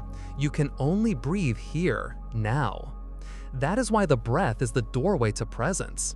When you bring awareness to your inhalation and exhalation, you also bring awareness to your life. Suddenly, the fog of distraction lifts, and you are no longer lost in thoughts. You are awake. Take one slow, deep breath right now. Feel the cool air entering your nose, traveling down into your lungs, filling your belly. Then feel the warmth of the air as it leaves your body, carrying tension away with it. Notice how even a single mindful breath softens your body and calms your mind. That single breath is the first step toward freedom. The breath as teacher. In Zen stories, masters often use the breath as the first teaching for their students. Why? Because it is simple, universal, and always accessible. A monk once asked his teacher, "Master, how can I find peace?" The teacher replied, "Sit down and breathe." The monk protested, "But I already breathe every moment." The teacher smiled, Yes, you breathe, but you do not know you breathe. This is the difference between existing and truly living. Breathing happens automatically, but mindful breathing requires intention. It requires us to be fully present. How stress disconnects us from breath. Think about the last time you felt stressed or anxious. Maybe you were about to give an important presentation, or you were stuck in traffic running late, or you had a difficult conversation with someone you love. What happened to your breath in that moment? It probably became shallow, rapid, or even held unconsciously. When we are stressed, we often hold our breath without realizing it. This starves the body of oxygen and signals to the nervous system that we are in danger, amplifying fear and tension. This is why mindfulness teachers say, when you control your breath, you control your mind. By returning to deep, conscious breathing, you tell your body and mind, it's okay, you are safe. Breathing as a path to healing. Zen masters teach that mindful breathing is not just relaxation, it is healing. When you breathe with awareness, you allow space for your emotions to surface and soften. Imagine your suffering, your anger, or your sadness as a crying child within you. Most of the time, we try to silence that child by ignoring it, distracting ourselves, or drowning it in busyness. But what does a child truly need? To be held. Mindful breathing is the act of holding your emotions with tenderness. With every breath, you whisper to your inner pain, I see you. I am here for you. In that gentle recognition, healing begins. The science behind the breath. Modern science confirms what Zen has taught for centuries. When you take slow, deep breaths, you activate the parasympathetic nervous system, the part of your body that promotes relaxation, digestion, and healing. You lower stress hormones, reduce blood pressure, and calm the racing mind. Neuroscientists have even found that mindful breathing increases activity in the prefrontal cortex, the part of the brain responsible for decision-making and emotional regulation. In other words, by focusing on your breath, you literally rewire your brain for peace. Practical ways to remember your breath. So how can you practice the forgotten gift of breath in daily life? Here are some simple Zen-inspired practices. Morning breath ritual. Before checking your phone or starting your day, sit quietly and take 10 conscious breaths. Feel your body wake up. Set the intention to carry peace with you into your day. Breathing at transitions. Each time you move from one activity to another, leaving your desk, getting into the car, entering your home, pause for 3 mindful breaths. These small pauses can completely change the rhythm of your day. Breathing during stress. The next time you feel overwhelmed, stop and take 5 deep breaths. Inhale peace, exhale tension. This simple act can interrupt the spiral of stress before it takes over. Breathing before sleep. At night, before you close your eyes, place one hand on your chest and one on your belly. Breathe slowly, noticing your body soften into rest. This will prepare your mind for deep, healing sleep. Breathing as connection. One of the most beautiful truths of Zen practice is that our breath connects us to everything. Think about it. The oxygen you inhale right now was once inside a tree, a plant, or perhaps even another living being. Every breath you take is shared with the world around you. This means your breath is not only personal, it is universal. With every inhalation, you receive the gift of life from the earth. With every exhalation, you give something back. This deepens your sense of belonging, reminding you that you are never alone. Returning to the present moment. The Buddha once said, "The miracle is not to walk on water or fire. The miracle is to walk on this earth." And how do we walk this earth fully awake? By remembering the breath. Every conscious inhalation and exhalation is a reminder. This moment is enough. You don't need to chase the future, fix the past to find peace. Peace is available here, in the simple rhythm of breathing. Closing reflection. As we close this chapter, I invite you to pause and take 3 slow, mindful breaths. With the first breath, feel yourself arriving in your body. With the second breath, feel gratitude for being alive in this moment. With the third breath, release tension and rest in the present. This is the forgotten gift of breath, and it is always with you, ready to guide you back home, ready to remind you of your freedom. So the next time you feel lost, anxious, or overwhelmed, don't search outside yourself for answers. Instead, return to the simplest and most profound practice. Breathe as a free person. What it means to walk as a free person. Walking is something we all do every day. From the moment we rise in the morning, our feet carry us through kitchens, hallways, streets, and offices. Yet for most of us, our steps are heavy, weighted with anxiety, hurried by obligations, dragged by stress. We rush from one destination to the next as though life is always waiting for us somewhere else. Rarely do we pause to notice that life is already here, beneath our feet, in this very step. Zen masters remind us, when you walk with awareness, you walk as a free person. Walking is not escaping. To walk as a free person does not mean running away from your responsibilities or escaping the challenges of life. It does not mean wandering without direction, nor does it mean ignoring the realities of the world. Walking freely means that wherever you go, you bring your whole presence with you. It means your steps are not ruled by restlessness, but by peace. Each time your foot touches the ground, you affirm, I am here. I am alive. This step is enough. The Zen way of walking. Zen teachers often compare walking meditation to kissing the earth with your feet. Imagine placing each step gently, with reverence, as though you were walking on sacred ground. Because the truth is, you are. The ground you walk upon supports you, nourishes you, and connects you to every other living being. When you walk this way, you are not marching toward the future or fleeing the past. You are simply alive in each step. Even an ordinary sidewalk, a crowded street, or the floor of your own home can be transformed into a path of peace if you walk with awareness. A story from Zen tradition. There is a story of a Zen master who asked his students to follow him for a walking meditation. The students expected chanting, ritual, or deep philosophy. Instead, the master simply walked slowly through the garden, each step calm and deliberate. The students grew impatient. Finally, one of them asked, "Master, what are we supposed to be learning?" The master smiled and replied, "We are learning to walk." The student was puzzled, "But we already know how to walk." The master looked into his eyes and said gently, "Do you? Or do you only know how to run?" That is the essence of walking meditation, rediscovering what it means to truly walk. Walking in modern life. In today's world, walking has become something we do without thought. We rush to catch a bus, to make it to a meeting, to cross the street before the light turns red. Our steps are filled with tension. Our minds are elsewhere, lost in screens, emails, or the next appointment. But imagine this.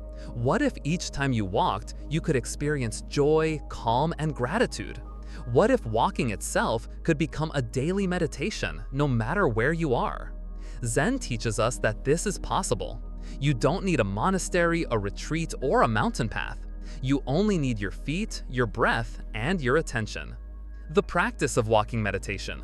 Here is a simple way to begin walking as a free person. Begin with breath. Before you take your first step, pause. Breathe in deeply and feel the air enter your body. Breathe out slowly, releasing tension. Match steps to breaths. Walk slowly. With each inhalation, take a step. With each exhalation, take another. Let your breath guide your pace. Feel the earth. Notice the sensation of your foot touching the ground. Feel the firmness of the earth supporting you. Smile with each step. If you can, smile gently. Let each step be a reminder of gratitude, that you are alive, that you have the gift of walking. Be here. Do not walk to arrive. Walk for the sake of walking. Each step is already a destination. Freedom in every step. When you walk like this, you may notice something extraordinary. The worries of the future and the regrets of the past begin to fade. What remains is the simple joy of being alive. This is what Zen means by freedom. It is not the absence of difficulties or the guarantee of comfort. Freedom is the ability to be present, to walk without being carried away by your restless mind. With each mindful step, you reclaim your life from distraction. You remind yourself that peace is not somewhere else, it is here, now, in this very stride. Walking through suffering. Walking meditation is not only for peaceful gardens or quiet mornings. It is especially powerful when life feels heavy. When grief weighs on your heart, walk gently, step by step, as if holding your sorrow with compassion. When anger burns in you, let each step cool the fire. When anxiety races in your chest, let your feet slow down your heartbeat. By walking with awareness, you give space to your emotions without being overwhelmed by them. Each step becomes a healing embrace. The collective power of walking. There is also great strength in walking together. Imagine hundreds of people walking slowly and silently through a city street, each step radiating peace. Without a word, they send a message more powerful than any speech. Peace is possible. Freedom is possible, here and now. This is not imagination. Such walks have been led by Zen masters around the world. And every time, passers-by stop, watch, and feel the quiet energy. Even those not walking are touched by the presence of mindful steps. Walking as a free person is not just for your own benefit. It becomes a gift to the world. Everyday opportunities. You don't need to set aside special time for walking meditation. Life already gives you countless opportunities. Walking to the bus stop, walking across your office, walking through your home, walking in a park, even walking from your bed to the kitchen in the morning. Each of these moments can be transformed into practice. All it takes is remembering. You are alive. This step is precious. The science of mindful walking. Modern studies confirm what Zen has long taught. Walking meditation has been shown to reduce stress and anxiety, improve focus and concentration, lower blood pressure, enhance mood and emotional regulation, increase feelings of gratitude and well-being. This is not spiritual poetry, it is biology. By walking mindfully, you rewire your nervous system to rest in peace rather than stress. Closing reflection. So what does it mean to walk as a free person? It means that every step is taken with awareness. It means you are no longer a prisoner of haste, fear, or distraction. It means you are alive, not just surviving, but truly living. Imagine this. The next time you walk down a busy street, instead of rushing with the crowd, you move gently, smiling softly, aware of your breath and the ground beneath you. For you, that street is no longer just a path to a destination. This is walking meditation. This is freedom in motion. Final blessing.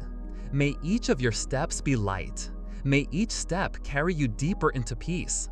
May you walk not away from life, but fully into it. And may your footsteps become a gift of healing for the world. The Zen secret of inner peace. Peace. Everyone longs for it, yet so many of us believe it is something far away, something we must chase, something we can only attain after we fix our life, or after all our problems disappear. We imagine peace as a mountain peak, a distant shore, or a reward that comes only when the world outside aligns perfectly with our desires. But Zen whispers a radically different truth. Peace is not something you find outside, it is something you cultivate within. The restless mind. Have you ever noticed how your mind jumps restlessly from one thought to another? One moment you are replaying a past mistake, and the next moment you are planning for tomorrow's challenges. This constant movement, this endless chatter is like a monkey leaping from branch to branch. When your mind is scattered in many directions, you feel restless, anxious, and tired. You may even blame your circumstances, your job, your family, your environment for stealing your peace. Yet Zen teaches us that the source of restlessness is not the outside world. It is our own disconnection between body and mind. The body is here in the present moment, but the mind is somewhere else, trapped in the past or racing into the future. This split creates suffering. The bridge of breath. How do we heal this split? The answer is astonishingly simple: the breath. When you bring your attention to the inhale and the exhale, something begins to shift. You stop running for just a moment. You arrive where your body already is. This is why Zen teachers often say the breath is the bridge between body and mind. Take a moment right now. Inhale slowly. Feel the cool air entering your nostrils, filling your chest. Exhale gently. Feel the warmth leaving your body. For these few seconds, notice how your thoughts slow down. Notice how your heart softens. This is not imagination. This is the beginning of inner peace. Peace in the midst of storms. Zen never promises that storms will disappear. Life will always bring challenges, loss, illness, uncertainty, conflict. But Zen does promise that you can learn to stand calmly in the middle of those storms. A Zen story tells of a monk who once carried a bowl of water while walking quickly. The water spilled with every step. His teacher asked him, "Why are you rushing?" The monk replied, "Because there is much work to do." The teacher smiled and said, "When you walk quickly, you lose both the water and your peace. When you walk slowly with awareness, you still arrive, but you carry the water safely." The lesson is simple. Rushing through life doesn't solve our problems, it only spills our peace. Letting go of control. One of the greatest illusions that steals peace is the idea that we must control everything. We think, if only people behave the way I want, if only life unfolded according to my plan, then I could finally be at peace. But Zen reveals the truth. The world will never perfectly bend to our will. Seasons change, people change, circumstances shift. Trying to control life is like trying to hold water in your fist. The tighter you grip, the more it slips away. Peace does not come from control. Peace comes from acceptance. When you stop fighting with what is, you discover an unexpected freedom. It doesn't mean you give up effort. It means you stop exhausting yourself in resistance. You act wisely, but you also let go of the need to dominate the outcome. This surrender is not weakness, it is strength. It is the secret of Zen peace. The practice of returning.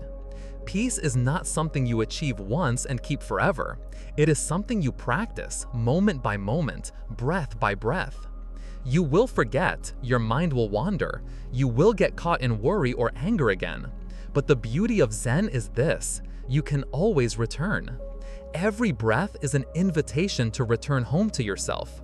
Every step can bring you back to the present. Zen masters often say, the miracle is not to walk on water, the miracle is to walk on the earth, fully alive.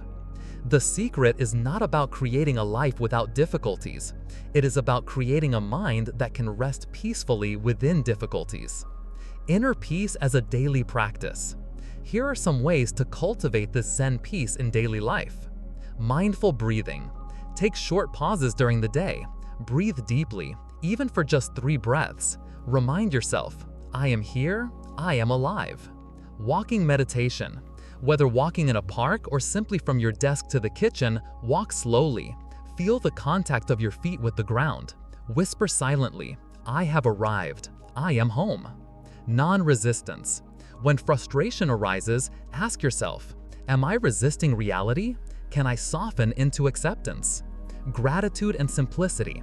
Notice ordinary miracles, the warmth of sunlight, the taste of tea, the sound of rain. Peace grows when you appreciate the present moment. Letting go of perfection. Remind yourself daily, peace is not a flawless life. Peace is a heart that can rest even when life is messy. The ripple of peace. When you practice inner peace, something profound happens. Your calmness becomes contagious. People around you feel it.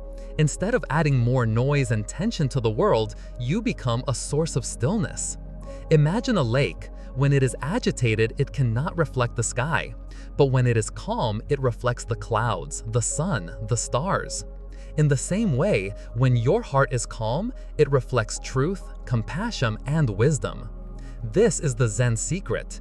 Peace begins within you, and from there, it ripples outward into your family, your community, and even the world. Closing reflection. Peace is not the absence of storms, it is the ability to stand calmly within them. Peace is not controlling the world, it is changing how you relate to it. peace is not a destination in the future. It is the breath you are taking right now. Zen shows us that inner peace is not a dream, it is a practice, and every moment gives you the chance to begin again.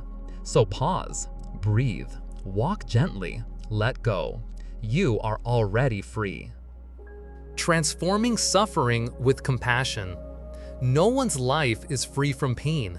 No matter who we are, no matter how strong, wealthy, or wise, we all encounter moments that bring us to our knees. Loss, anger, disappointment, heartbreak, and stress, these are not rare interruptions to life. They are part of life itself. Zen Buddhism does not ask you to ignore this truth. It does not say, just be happy and suffering will vanish. It does not demand that you hide your pain or bury it under forced positivity. Instead, Zen offers a tender, radical invitation. Do not push your suffering away. Do not fight it. Embrace it with compassion. The mother and the crying child. Imagine a mother holding her newborn child who is crying. What does she do? She does not scold the baby. She does not demand that it stop crying. She does not throw the child aside because its cries are unpleasant. Instead, she gathers the baby close to her chest. She rocks gently. She whispers words of comfort. She radiates warmth. Zen says, treat your suffering the same way. When sadness arises, cradle it. When anger flares, hold it tenderly. When fear shakes you, say softly, I see you, my suffering. I am here for you. This simple act, acknowledging your suffering with compassion, begins a profound transformation. Anger softens into understanding. Pain opens the door to wisdom. Suffering itself becomes the seed of compassion. The Buddha's first teaching, the reality of suffering. The very first noble truth the Buddha shared after his awakening was simple yet groundbreaking. Life contains suffering. He was not being pessimistic. He was not condemning life. Instead, he was describing reality with deep clarity. We suffer when we lose someone we love. We suffer when things don't go the way we hoped. We suffer when we cling tightly to what is changing and impermanent. Even joy can carry suffering because we fear it will end. Zen does not teach us to escape suffering. Instead, it shows us how to meet it directly, how to transform our relationship with it, and how to discover wisdom in its presence. Why we struggle with suffering. Most of us, when pain arises, instinctively resist it. We distract ourselves with endless scrolling, television, or noise, bury ourselves in busyness to avoid feeling, drown it in food, alcohol, or other escapes, pretend everything is fine while our hearts silently ache. But resisting suffering only deepens its grip. The more we push it away, the more it pushes back. The more we deny it, the more it demands our attention. Zen invites us to try a different way. Stop running. Turn around. Sit with your pain. Breathe with it. Embrace it with compassion. Breathing with your pain. Your breath is the bridge. Take a slow, deep inhale. Feel the cool air filling your lungs. Exhale gently, feeling the tension leave your body. Now imagine that each breath is an embrace. As you inhale, you are saying to your suffering, I see you. As you exhale, you whisper, I am here for you. This simple practice turns suffering into something you can hold, rather than something that crushes you. Just as a crying child calms when it feels the presence of love, your suffering softens when it feels the warmth of your compassion. The two arrows. The Buddha once gave a teaching called the two arrows. He said, when life strikes us with pain, such as an illness, an insult, or the loss of a loved one, that is like being struck by the first arrow. This first arrow is inevitable. No one can avoid it. But what often follows is the second arrow, our reaction. Anger, resentment, self-pity, endless why me thoughts, these are arrows we shoot at ourselves. The first arrow brings pain. The second arrow multiplies it into suffering. Zen practice teaches us to stop firing the second arrow. When pain arises, breathe with it, embrace it, and refuse to let reactivity deepen the wound. This is compassion in action. Compassion as transformation. When we meet suffering with compassion, something miraculous begins to happen. Anger transforms into understanding. Fear transforms into courage. Sadness transforms into tender love. Loneliness transforms into connection with humanity. This is not magic, it is the natural alchemy of compassion. When you stop fighting suffering and instead listen to it, you discover its roots. Behind anger is often hurt. Behind grief is often deep love. Behind fear is often the longing to be safe. Compassion allows you to see suffering not as an enemy, but as a teacher. The power of presence. Much of the unbearable weight of suffering comes from feeling alone in it. We feel abandoned in our pain, invisible in our sorrow. But compassion begins with presence, the willingness to simply be there. You do not need to fix everything. You do not erase the pain. You only need to stay. Thich Nhat Hanh, the great Zen teacher, often said, "The greatest gift you can give another person is your presence." The same is true for yourself. When you stay present with your suffering, without judgment, without escape, you are no longer abandoned. You realize, I have a friend within me. I will not leave myself alone. Daily practices to transform suffering. Here are some simple ways to practice compassion with your suffering. Name the suffering. When you feel anger, sadness, or fear, whisper softly, "Hello, anger. Hello, sadness. Hello, fear." Naming gives form to the formless. Breathe with it. Take 3 conscious breaths. With each inhale, imagine embracing your suffering. With each exhale, imagine releasing tension and sending kindness inward. Speak kindly to yourself. Whisper silently, "I am here for you. I will take care of you." Words of kindness soften the sharp edges of pain. Look into its roots. Ask gently, "What is this suffering trying to tell me?" Often, behind anger lies hurt. Behind fear lies the longing to be safe. Understanding transforms suffering into wisdom. Extend compassion outward. Once you cradle your suffering, extend compassion to others. Realize, just as you suffer, so does every person. This opens the heart and reduces loneliness. A Zen story, the farmer's loss. A Zen monk once met a farmer weeping by the roadside. The farmer had lost his only ox, the animal that plowed his fields and fed his family. Without it, his survival seemed impossible. The monk did not dismiss the farmer's suffering.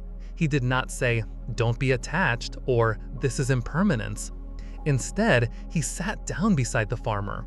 He placed a gentle hand on his shoulder, and together they wept.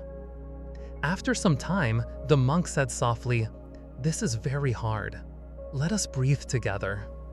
The ox was still gone. The hardship remained, but the farmer's suffering was transformed because it was now held in the embrace of compassion. This is the Zen way, not to erase pain, but to accompany it with love. Freedom through compassion. When you cradle your suffering with compassion, you discover a deeper freedom. Freedom does not mean a life without pain. That is impossible. Freedom means pain no longer controls you. Anger does not dictate your words. Fear does not chain your actions. Grief does not blind you from beauty. Instead, suffering becomes your teacher. Every wound becomes an opening. Every ache becomes a path to deeper compassion, not only for yourself, but for the world. Closing reflection. Suffering is not a mistake. It is not a punishment. It is part of being human. But how you meet suffering makes all the difference. If you resist it, you drown in it. If you deny it, it grows stronger. But if you breathe with it, if you cradle it as a mother cradles her child, suffering begins to transform. So the next time sorrow, anger, or fear arises, pause. Place your hand gently over your heart. Breathe. Whisper softly, "I see you, my suffering. I am here for you." In that moment, you are no longer a victim of suffering. You are its healer. And slowly, step by step, pain becomes wisdom, anger becomes understanding, and suffering becomes compassion. The power of loving speech and deep listening. When we think of freedom, most of us imagine it as something personal. Freedom from stress, freedom from fear, freedom from the chains of our own suffering. But true freedom does not stop within the boundaries of the self. Real freedom flows outward into our relationships, our families, our communities, and even the wider world. Zen practice teaches that freedom blossoms not only in how we breathe and walk, but also in how we listen and how we speak. Our words and our silence have the power to build bridges or to burn them. They can heal wounds or deepen them. They can create harmony or plant seeds of discord. The Buddha once said, "Words have the power to both destroy and heal. When words are both true and kind, they can change the world." The art of deep listening. In our noisy modern world, true listening is rare. We often pretend to listen, but our minds are elsewhere, planning our reply, judging the speaker, or distracted by our own concerns. Zen calls us to a deeper way. Deep listening, the practice of listening with full presence, without judgment, and without rushing to respond. When you listen deeply, you are not simply hearing words, you are hearing suffering. Behind anger, there is hurt. Behind criticism, there is fear. Behind silence, there may be loneliness. Deep listening is like offering water to a thirsty traveler. It does not require that you fix the problem. It requires only that you be fully there, offering the gift of your undivided attention. The healing power of being heard. Think of a time when someone truly listened to you, not just to your words, but to your heart. Perhaps they said very little, yet their presence itself was healing. You felt lighter, relieved, less alone. Now think of the opposite, when you tried to share your pain and the other person dismissed you, interrupted you, or turned the conversation back to themselves. The wound deepened, didn't it? This is why deep listening is so powerful. Sometimes what a person needs most is not advice, not solutions, but simply to feel that their suffering is seen and their voice matters. In Zen practice, when we listen deeply, we silently remind ourselves, "I am here for you. I want to understand your suffering." This alone can be transformative. Loving speech, words that heal. Just as listening has the power to heal, so too does speech. Zen emphasizes loving speech, words spoken with kindness, mindfulness, and respect. Loving speech does not mean being dishonest or pretending everything is fine. It means speaking truth in a way that does not wound. It means choosing words that create understanding instead of division. Ask yourself before you speak, is it true? Is it kind? Is it necessary? When you practice loving speech, your words become seeds of reconciliation. They can turn an argument into understanding, resentment into compassion, and conflict into harmony. One mindful conversation can change everything. We often underestimate the power of a single conversation, yet history is full of moments when just one exchange shifted the direction of lives, families, and even nations. A kind word spoken at the right moment can heal a rift that years of silence could not. A sincere apology offered with humility can soften even the hardest heart. A compassionate conversation can dissolve generations of misunderstanding. When we bring Zen practice into our conversations through loving speech and deep listening, we become agents of peace in the world. A Zen story, The Angry Brother. There is a story from Zen tradition about two brothers who had not spoken for years. A quarrel had divided them, and each held tightly to his pride. One day, a Zen monk visited their village. Seeing the suffering caused by their silence, he went to the older brother and said, "Your brother is suffering greatly. His anger is only a mask for his pain.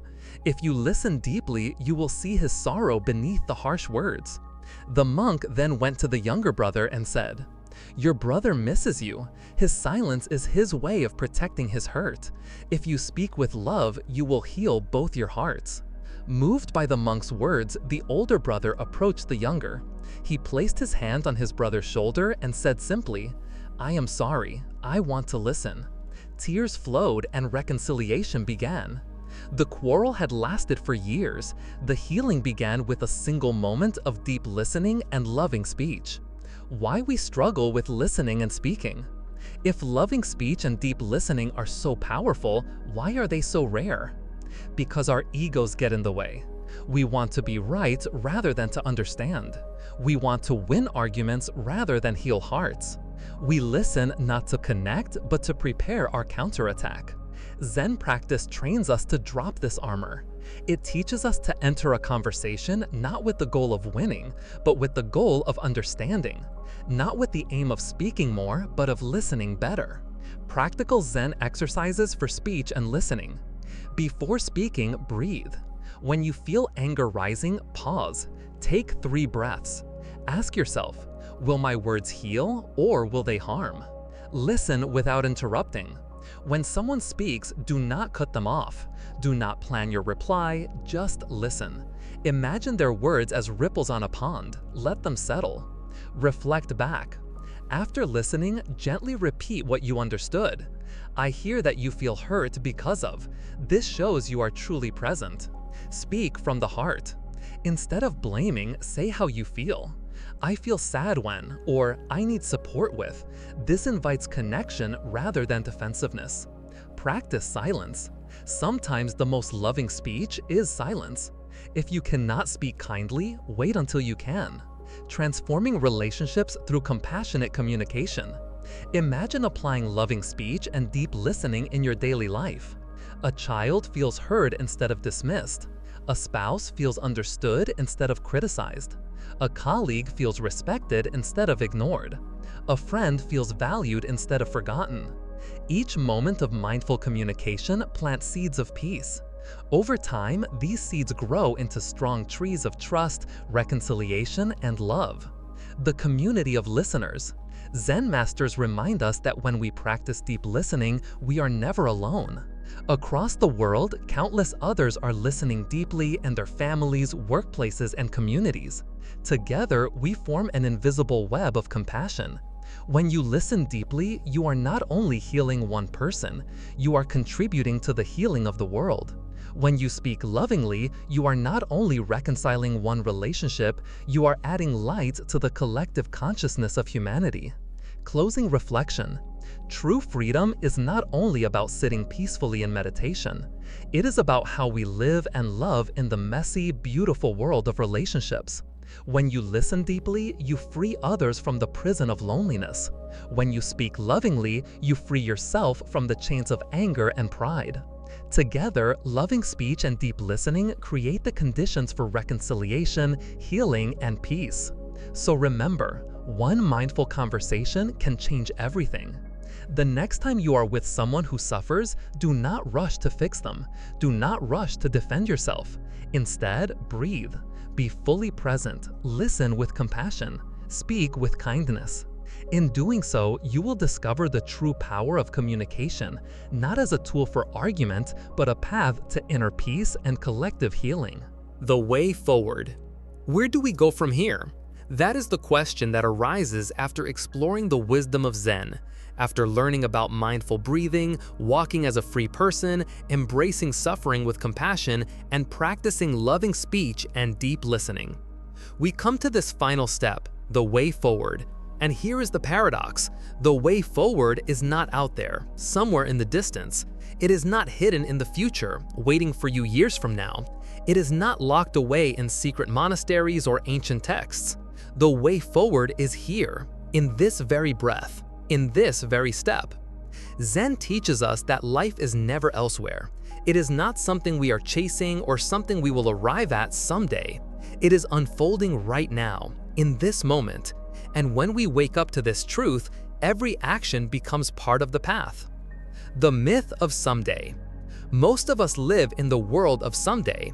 Someday I'll be at peace. Someday I'll have enough time to meditate. Someday I'll finally start living the way I want.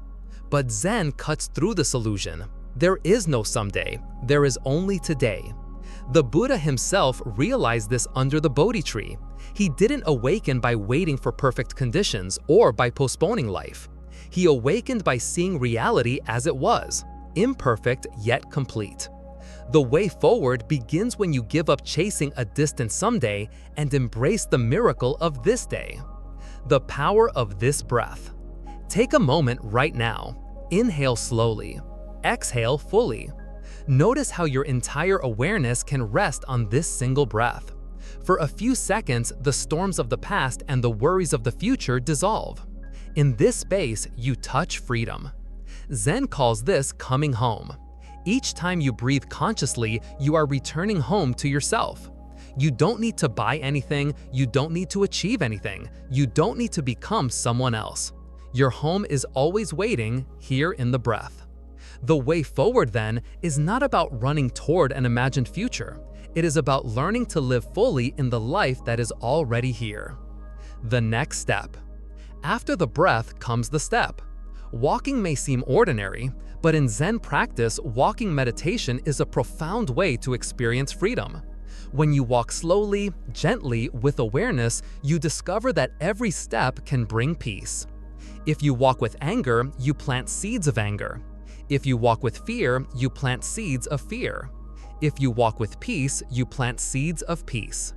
Imagine how the world would change if more of us walked gently on this earth, as if each step were a prayer of gratitude. The way forward is not a giant leap. It is this next step, taken with mindfulness, taken with love. The 4 keys: breathe, walk, speak, listen. The way forward can be summarized in 4 simple, powerful practices. Breathe deeply. Anchor yourself in the present. Each mindful breath dissolves fear and brings clarity. Walk gently. Let each step carry peace, not hurry. Be aware that your movement is leaving footprints on the earth and in the hearts of those around you. Speak kindly. Use words as medicine, not weapons. Speak in a way that heals wounds instead of deepening them. Listen with compassion. True listening is rare, yet it is one of the greatest gifts. When you listen deeply, you help relieve another suffering. These 4 practices are not just techniques, they are ways of living. Together, they form the compass of the way forward. A Zen story, The Monk and the Road. There is a story of a young monk who asked his teacher, "Master, what is the way forward on the path?" The teacher replied, "Walk." The monk pressed further, "But where should I walk? What direction should I take?" The master smiled and said, "Forward." The monk, confused, asked, "But how will I know if I am on the right path?" The teacher answered, "If you walk with awareness, every path is the right path. If you walk without awareness, even the straightest road will lead you astray." The story reminds us, the way forward is not about where you are going. It is about how you are walking. Living the present as practice. Zen Buddhism is not about escaping into an idealized state of bliss. It is about engaging deeply with reality, this messy, beautiful, painful, precious reality. To live in the present moment doesn't mean ignoring the past or neglecting the future. It means not becoming lost in them. It means using the present as the ground from which wisdom grows. When you drink tea, truly drink tea. When you wash dishes, just wash dishes. When you are with a loved one, be fully with them. Every moment is an opportunity to practice presence, and each presence-filled moment builds the way forward. Obstacles on the path. Of course, the way forward is not always easy. Old habits pull us back into worry, anger, or distraction. You may intend to breathe mindfully, but find yourself lost in thoughts. You may want to speak kindly, but anger slips into your voice. You may plan to walk gently, but the rush of the world sweeps you along. Zen reminds us, these moments are not failures. They are opportunities to return. Each time you notice you've been carried away and you come back to the breath, you are already practicing. The way forward is not perfection, it is persistence. It is choosing again and again to return to freedom. The ripple effect. When you live with mindful breathing, walking, speaking, and listening, the effects ripple outward. Your calmness helps your family find calm. Your compassion eases the suffering of your community. Your presence reminds others that it is possible to live differently. You may think, but I am only one person. What difference can I make? The truth is, every great change begins with one person living differently. When you free yourself, you encourage others to free themselves. When you heal, you create space for others to heal. The way forward is not just for you, it is for the world. Practical steps for daily life. Here are small ways you can live the way forward each day. Begin your morning with 3 mindful breaths before checking your phone. Take 1 mindful walk each day, even if it's just from your desk to the kitchen. Practice pausing before speaking. Ask, will these words heal or harm? Dedicate 5 minutes daily to listening deeply to someone without interrupting. End your day by reflecting with gratitude. What step today carried peace? Each of these small practices is a seed. Over time, they grow into a life of freedom and compassion. The way forward is always now. So where do you begin? You begin here. Not tomorrow, not someday, not when the conditions are perfect. You begin with this breath, this step, this moment.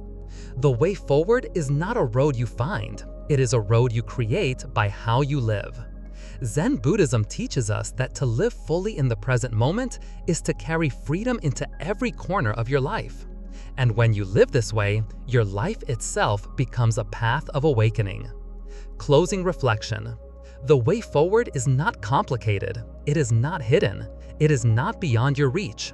It is here, now, in this breath, in this step, in this act of kindness, in this moment of listening. So breathe deeply, walk gently, speak kindly, listen with compassion.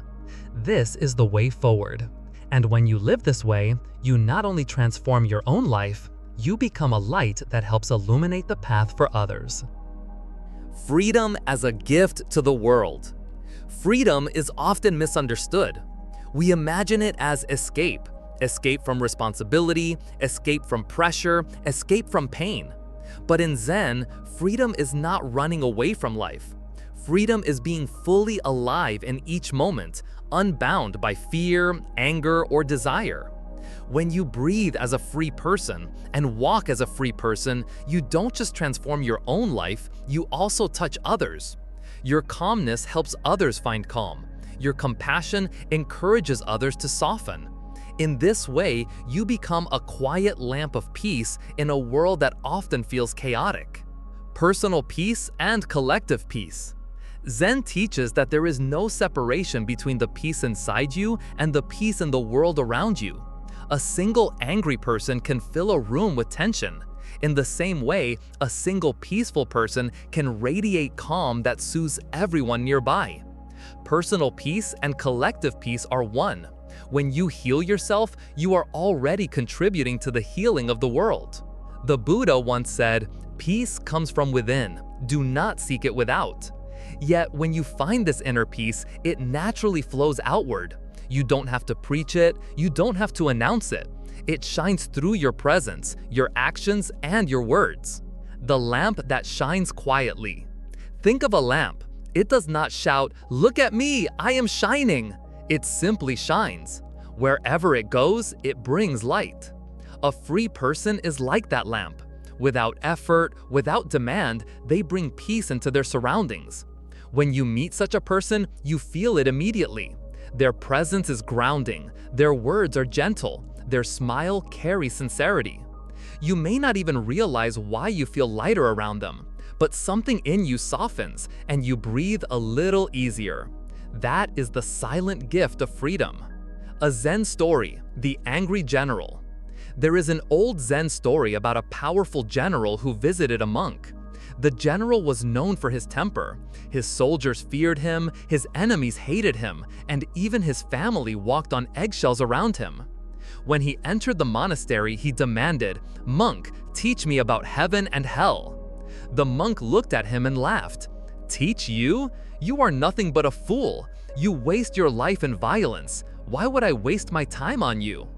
The general's face turned red with rage. He drew his sword and raised it to strike. The monk calmly said, "This is hell." The general froze. His sword trembled in his hand. In that moment, he realized the monk had risked his life to show him the truth. Overcome with gratitude, he lowered his sword, bowed deeply, and tears filled his eyes. The monk then said, "And this is heaven." The story reminds us that freedom is not found in controlling others, but in mastering ourselves. The general discovered that anger is a prison and compassion is liberation. Freedom is contagious. Just as fear spreads quickly, so does freedom. A single calm person can transform the mood of an entire gathering. In a heated argument, one person's willingness to breathe and listen can cool the flames of conflict. In a stressful workplace, one person's groundedness can inspire others to slow down and work with clarity. In a family, one person's compassion can mend generational wounds and open new paths of love. Freedom is contagious. The moment you embody it, you are already offering it to others. Breathing as a free person.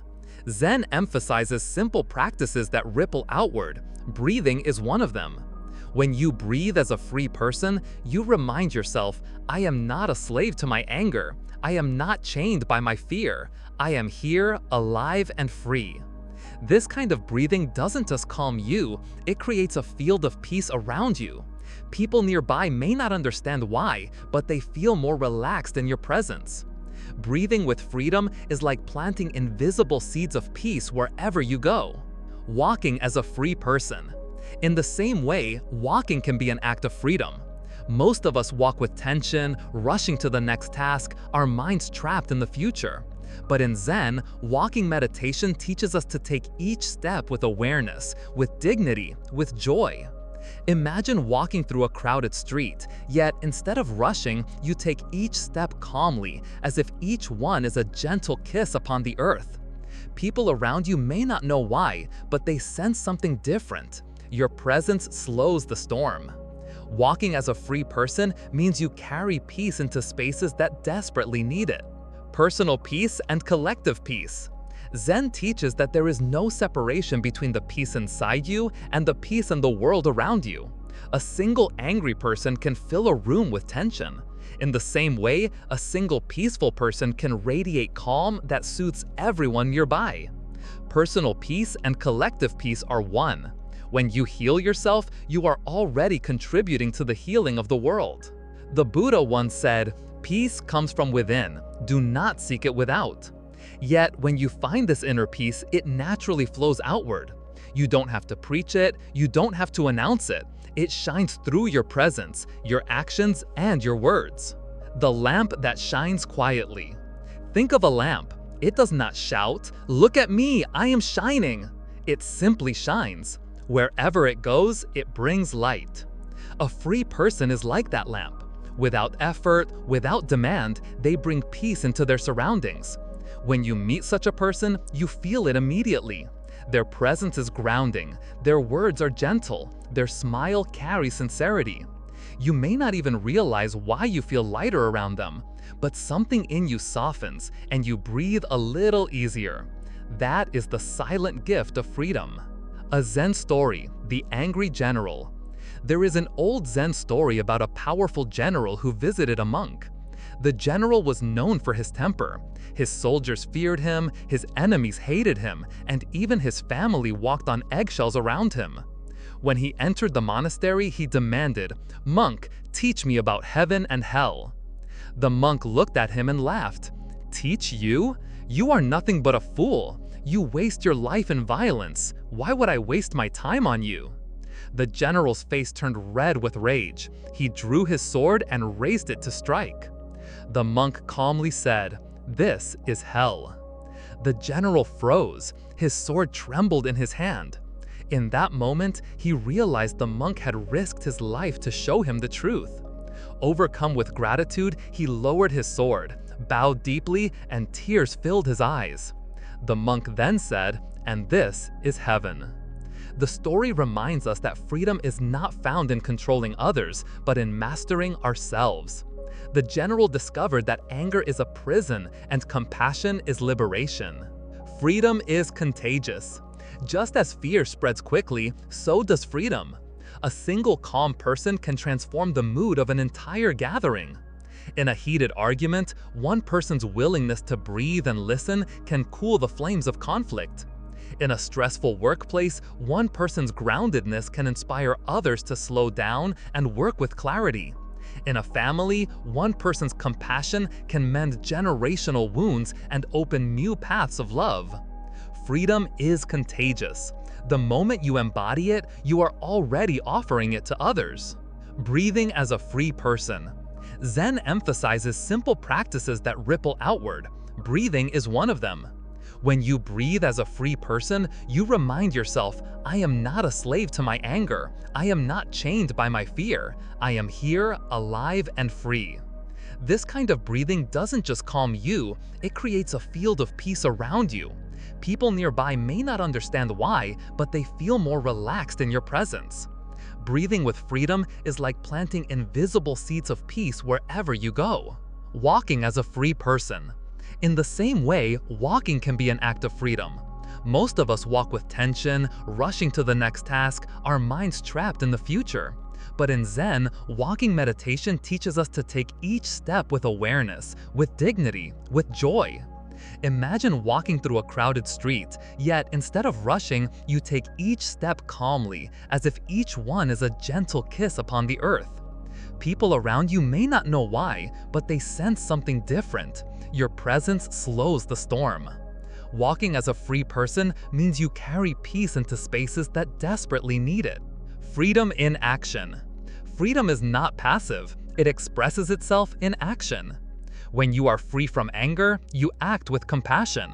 When you are free from fear, you act with courage. When you are free from craving, you act with generosity. These actions inspire others. They remind people that another way of living is possible. You don't need to preach Zen philosophy. Simply by living freely, you teach it. Obstacles to freedom.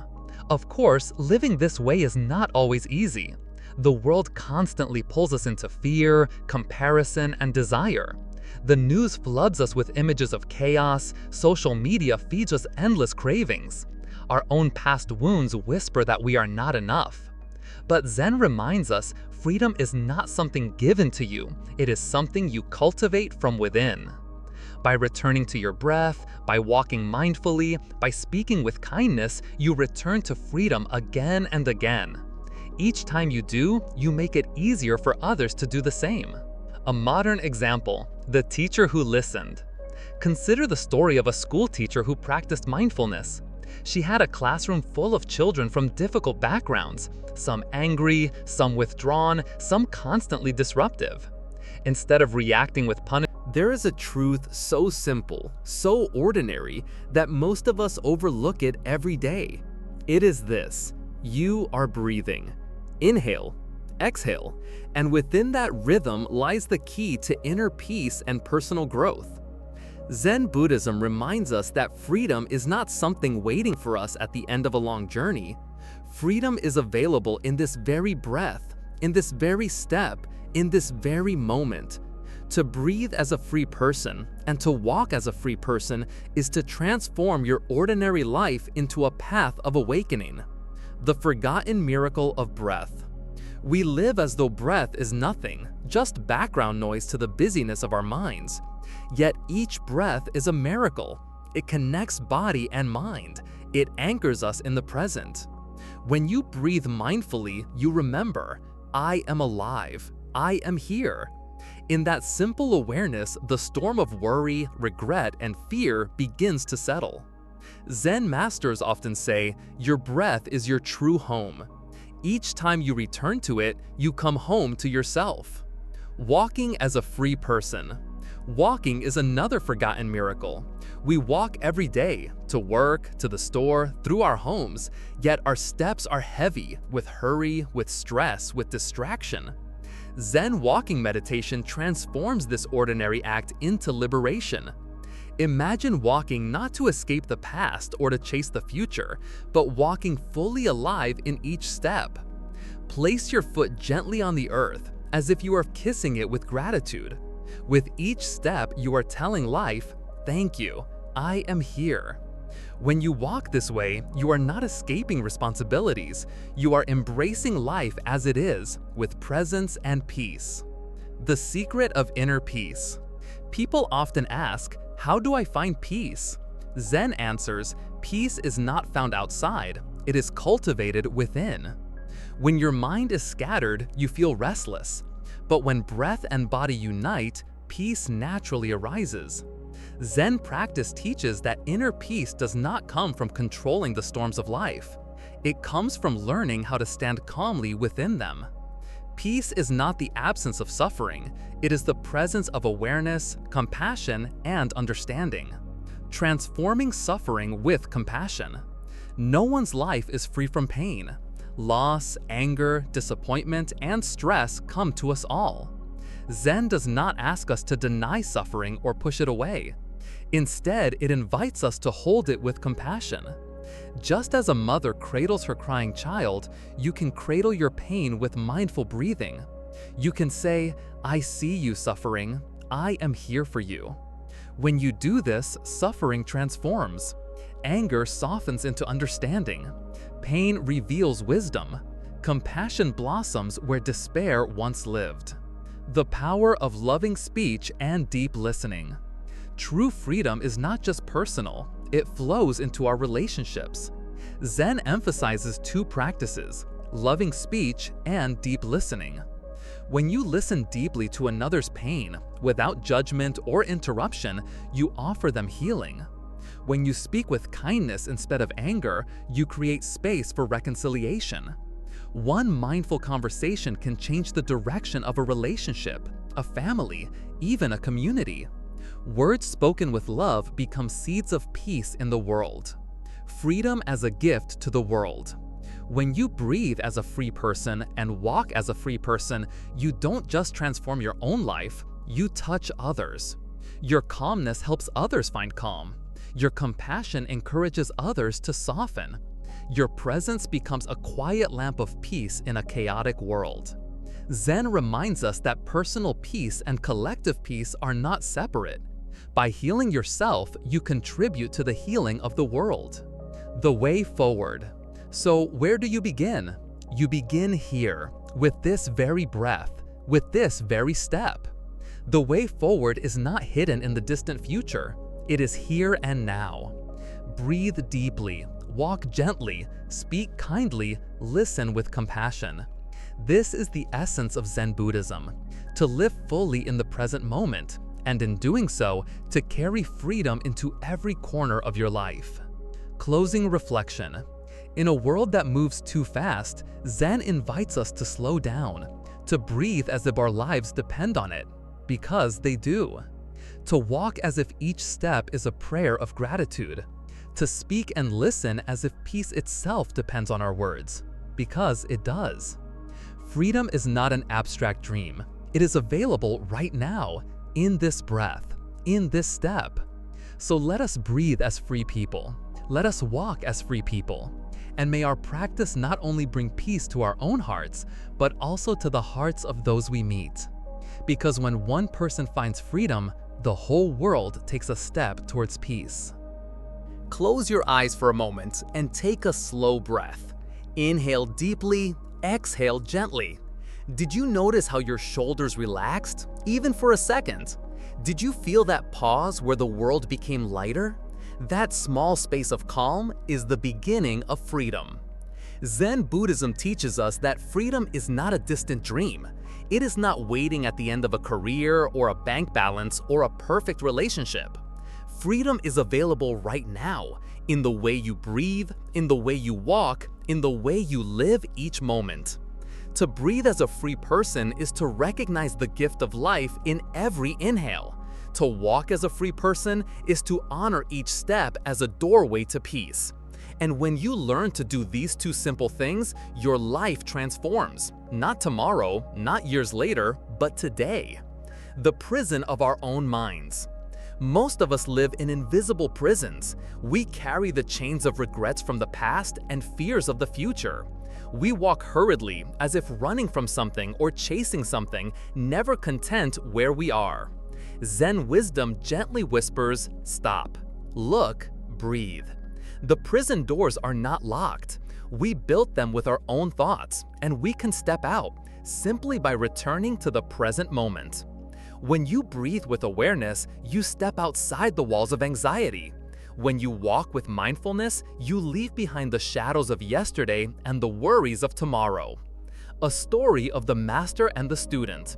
Once, a student asked the Zen master, "Master, how can I find freedom?" The master replied, "When you eat, just eat. When you walk, just walk. When you breathe, just breathe." The student was confused. "But isn't that what I already do?" The master smiled. "No, when you eat, your mind is elsewhere. When you walk, you rush. When you breathe, you don't notice.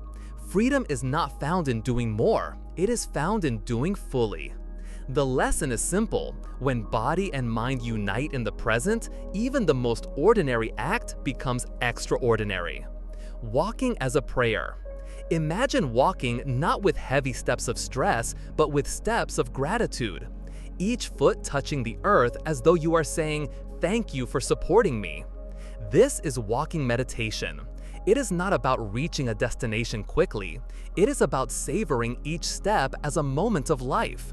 When you walk like this, the world around you changes. The trees look greener, the air feels fresher, your heart feels lighter. You are no longer a prisoner of hurry, you are a free traveler of life. The healing breath. Your breath is your anchor. When emotions storm inside you, anger, sadness, fear, your breath is the safe harbor. Instead of drowning in feelings, breathe into them. With each inhale, acknowledge your pain. With each exhale, release compassion toward yourself. Slowly, the storm settles. Zen teachers remind us the breath is a bridge between body and mind. When you walk across this bridge, you come home to yourself, and in that homecoming, you discover peace. Freedom in relationships. Freedom is not only personal, it also lives in the way we connect with others. Many relationships are full of unspoken pain, harsh words, and unmet expectations. Zen offers two keys: deep listening and loving speech. When you listen deeply, you don't just hear words, you hear the heart behind them. When you speak with kindness, you water seeds of harmony instead of conflict. Imagine the impact: a family where anger is replaced with understanding, a workplace where stress is softened by compassion, a world where conversations build bridges instead of walls. Inner peace as true growth. Society tells us personal growth is about achieving more: bigger houses, higher salaries, greater status. But Zen flips this idea upside down. True growth is not in adding more, but in needing less. To be free is not to own everything, but to be content with this breath, this step, this moment. When you breathe as a free person, you are no longer enslaved by desires. When you walk as a free person, you are no longer bound by fear. Growth in the Zen way means expanding your heart, not just your achievements. Returning to the present. Life will always pull you in many directions. Responsibilities, struggles, ambitions, they will never disappear. But the practice of mindful breathing and walking gives you a compass. Each time you pause to breathe, you return to your true self. Each time you take a mindful step, you reclaim your freedom. Slowly, you begin to live with clarity, with compassion, with peace. Final reflection. So let me ask you, are you breathing as a free person or as a prisoner of stress? Are you walking as a free person or rushing without ever arriving? Freedom is not far away. It is here, now, waiting in your very breath, in your very step. Breathe deeply, walk gently, live fully. And remember, when you free yourself, you help free the world. Because peace does not begin with nations or leaders. Peace begins with a single breath. Peace begins with a single step. Peace begins with you. Conclusion. At the heart of Zen Buddhism lies a truth so simple, yet so easily forgotten. Freedom is not something we wait for in the future. It is something we practice in the present. When you breathe as a free person, you are no longer chained by your past or enslaved by your worries of tomorrow. When you walk as a free person, each step becomes a celebration of life itself. The path to inner peace and personal growth does not demand that you escape your responsibilities, nor does it require you to abandon the world. Instead, it invites you to live more deeply within it, to breathe with awareness, to walk with gratitude, to listen with compassion, and to speak with love. And here is the beautiful secret. When you find peace within yourself, you become a quiet source of peace for others. Your calm inspires calmness. Your compassion nurtures compassion. In this way, every mindful breath, every mindful step becomes a gift to the world. So as you leave this reflection today, remember this. Freedom is already within you. It begins now, with this breath, with this step. Carry it with you and let your life itself become a path of peace.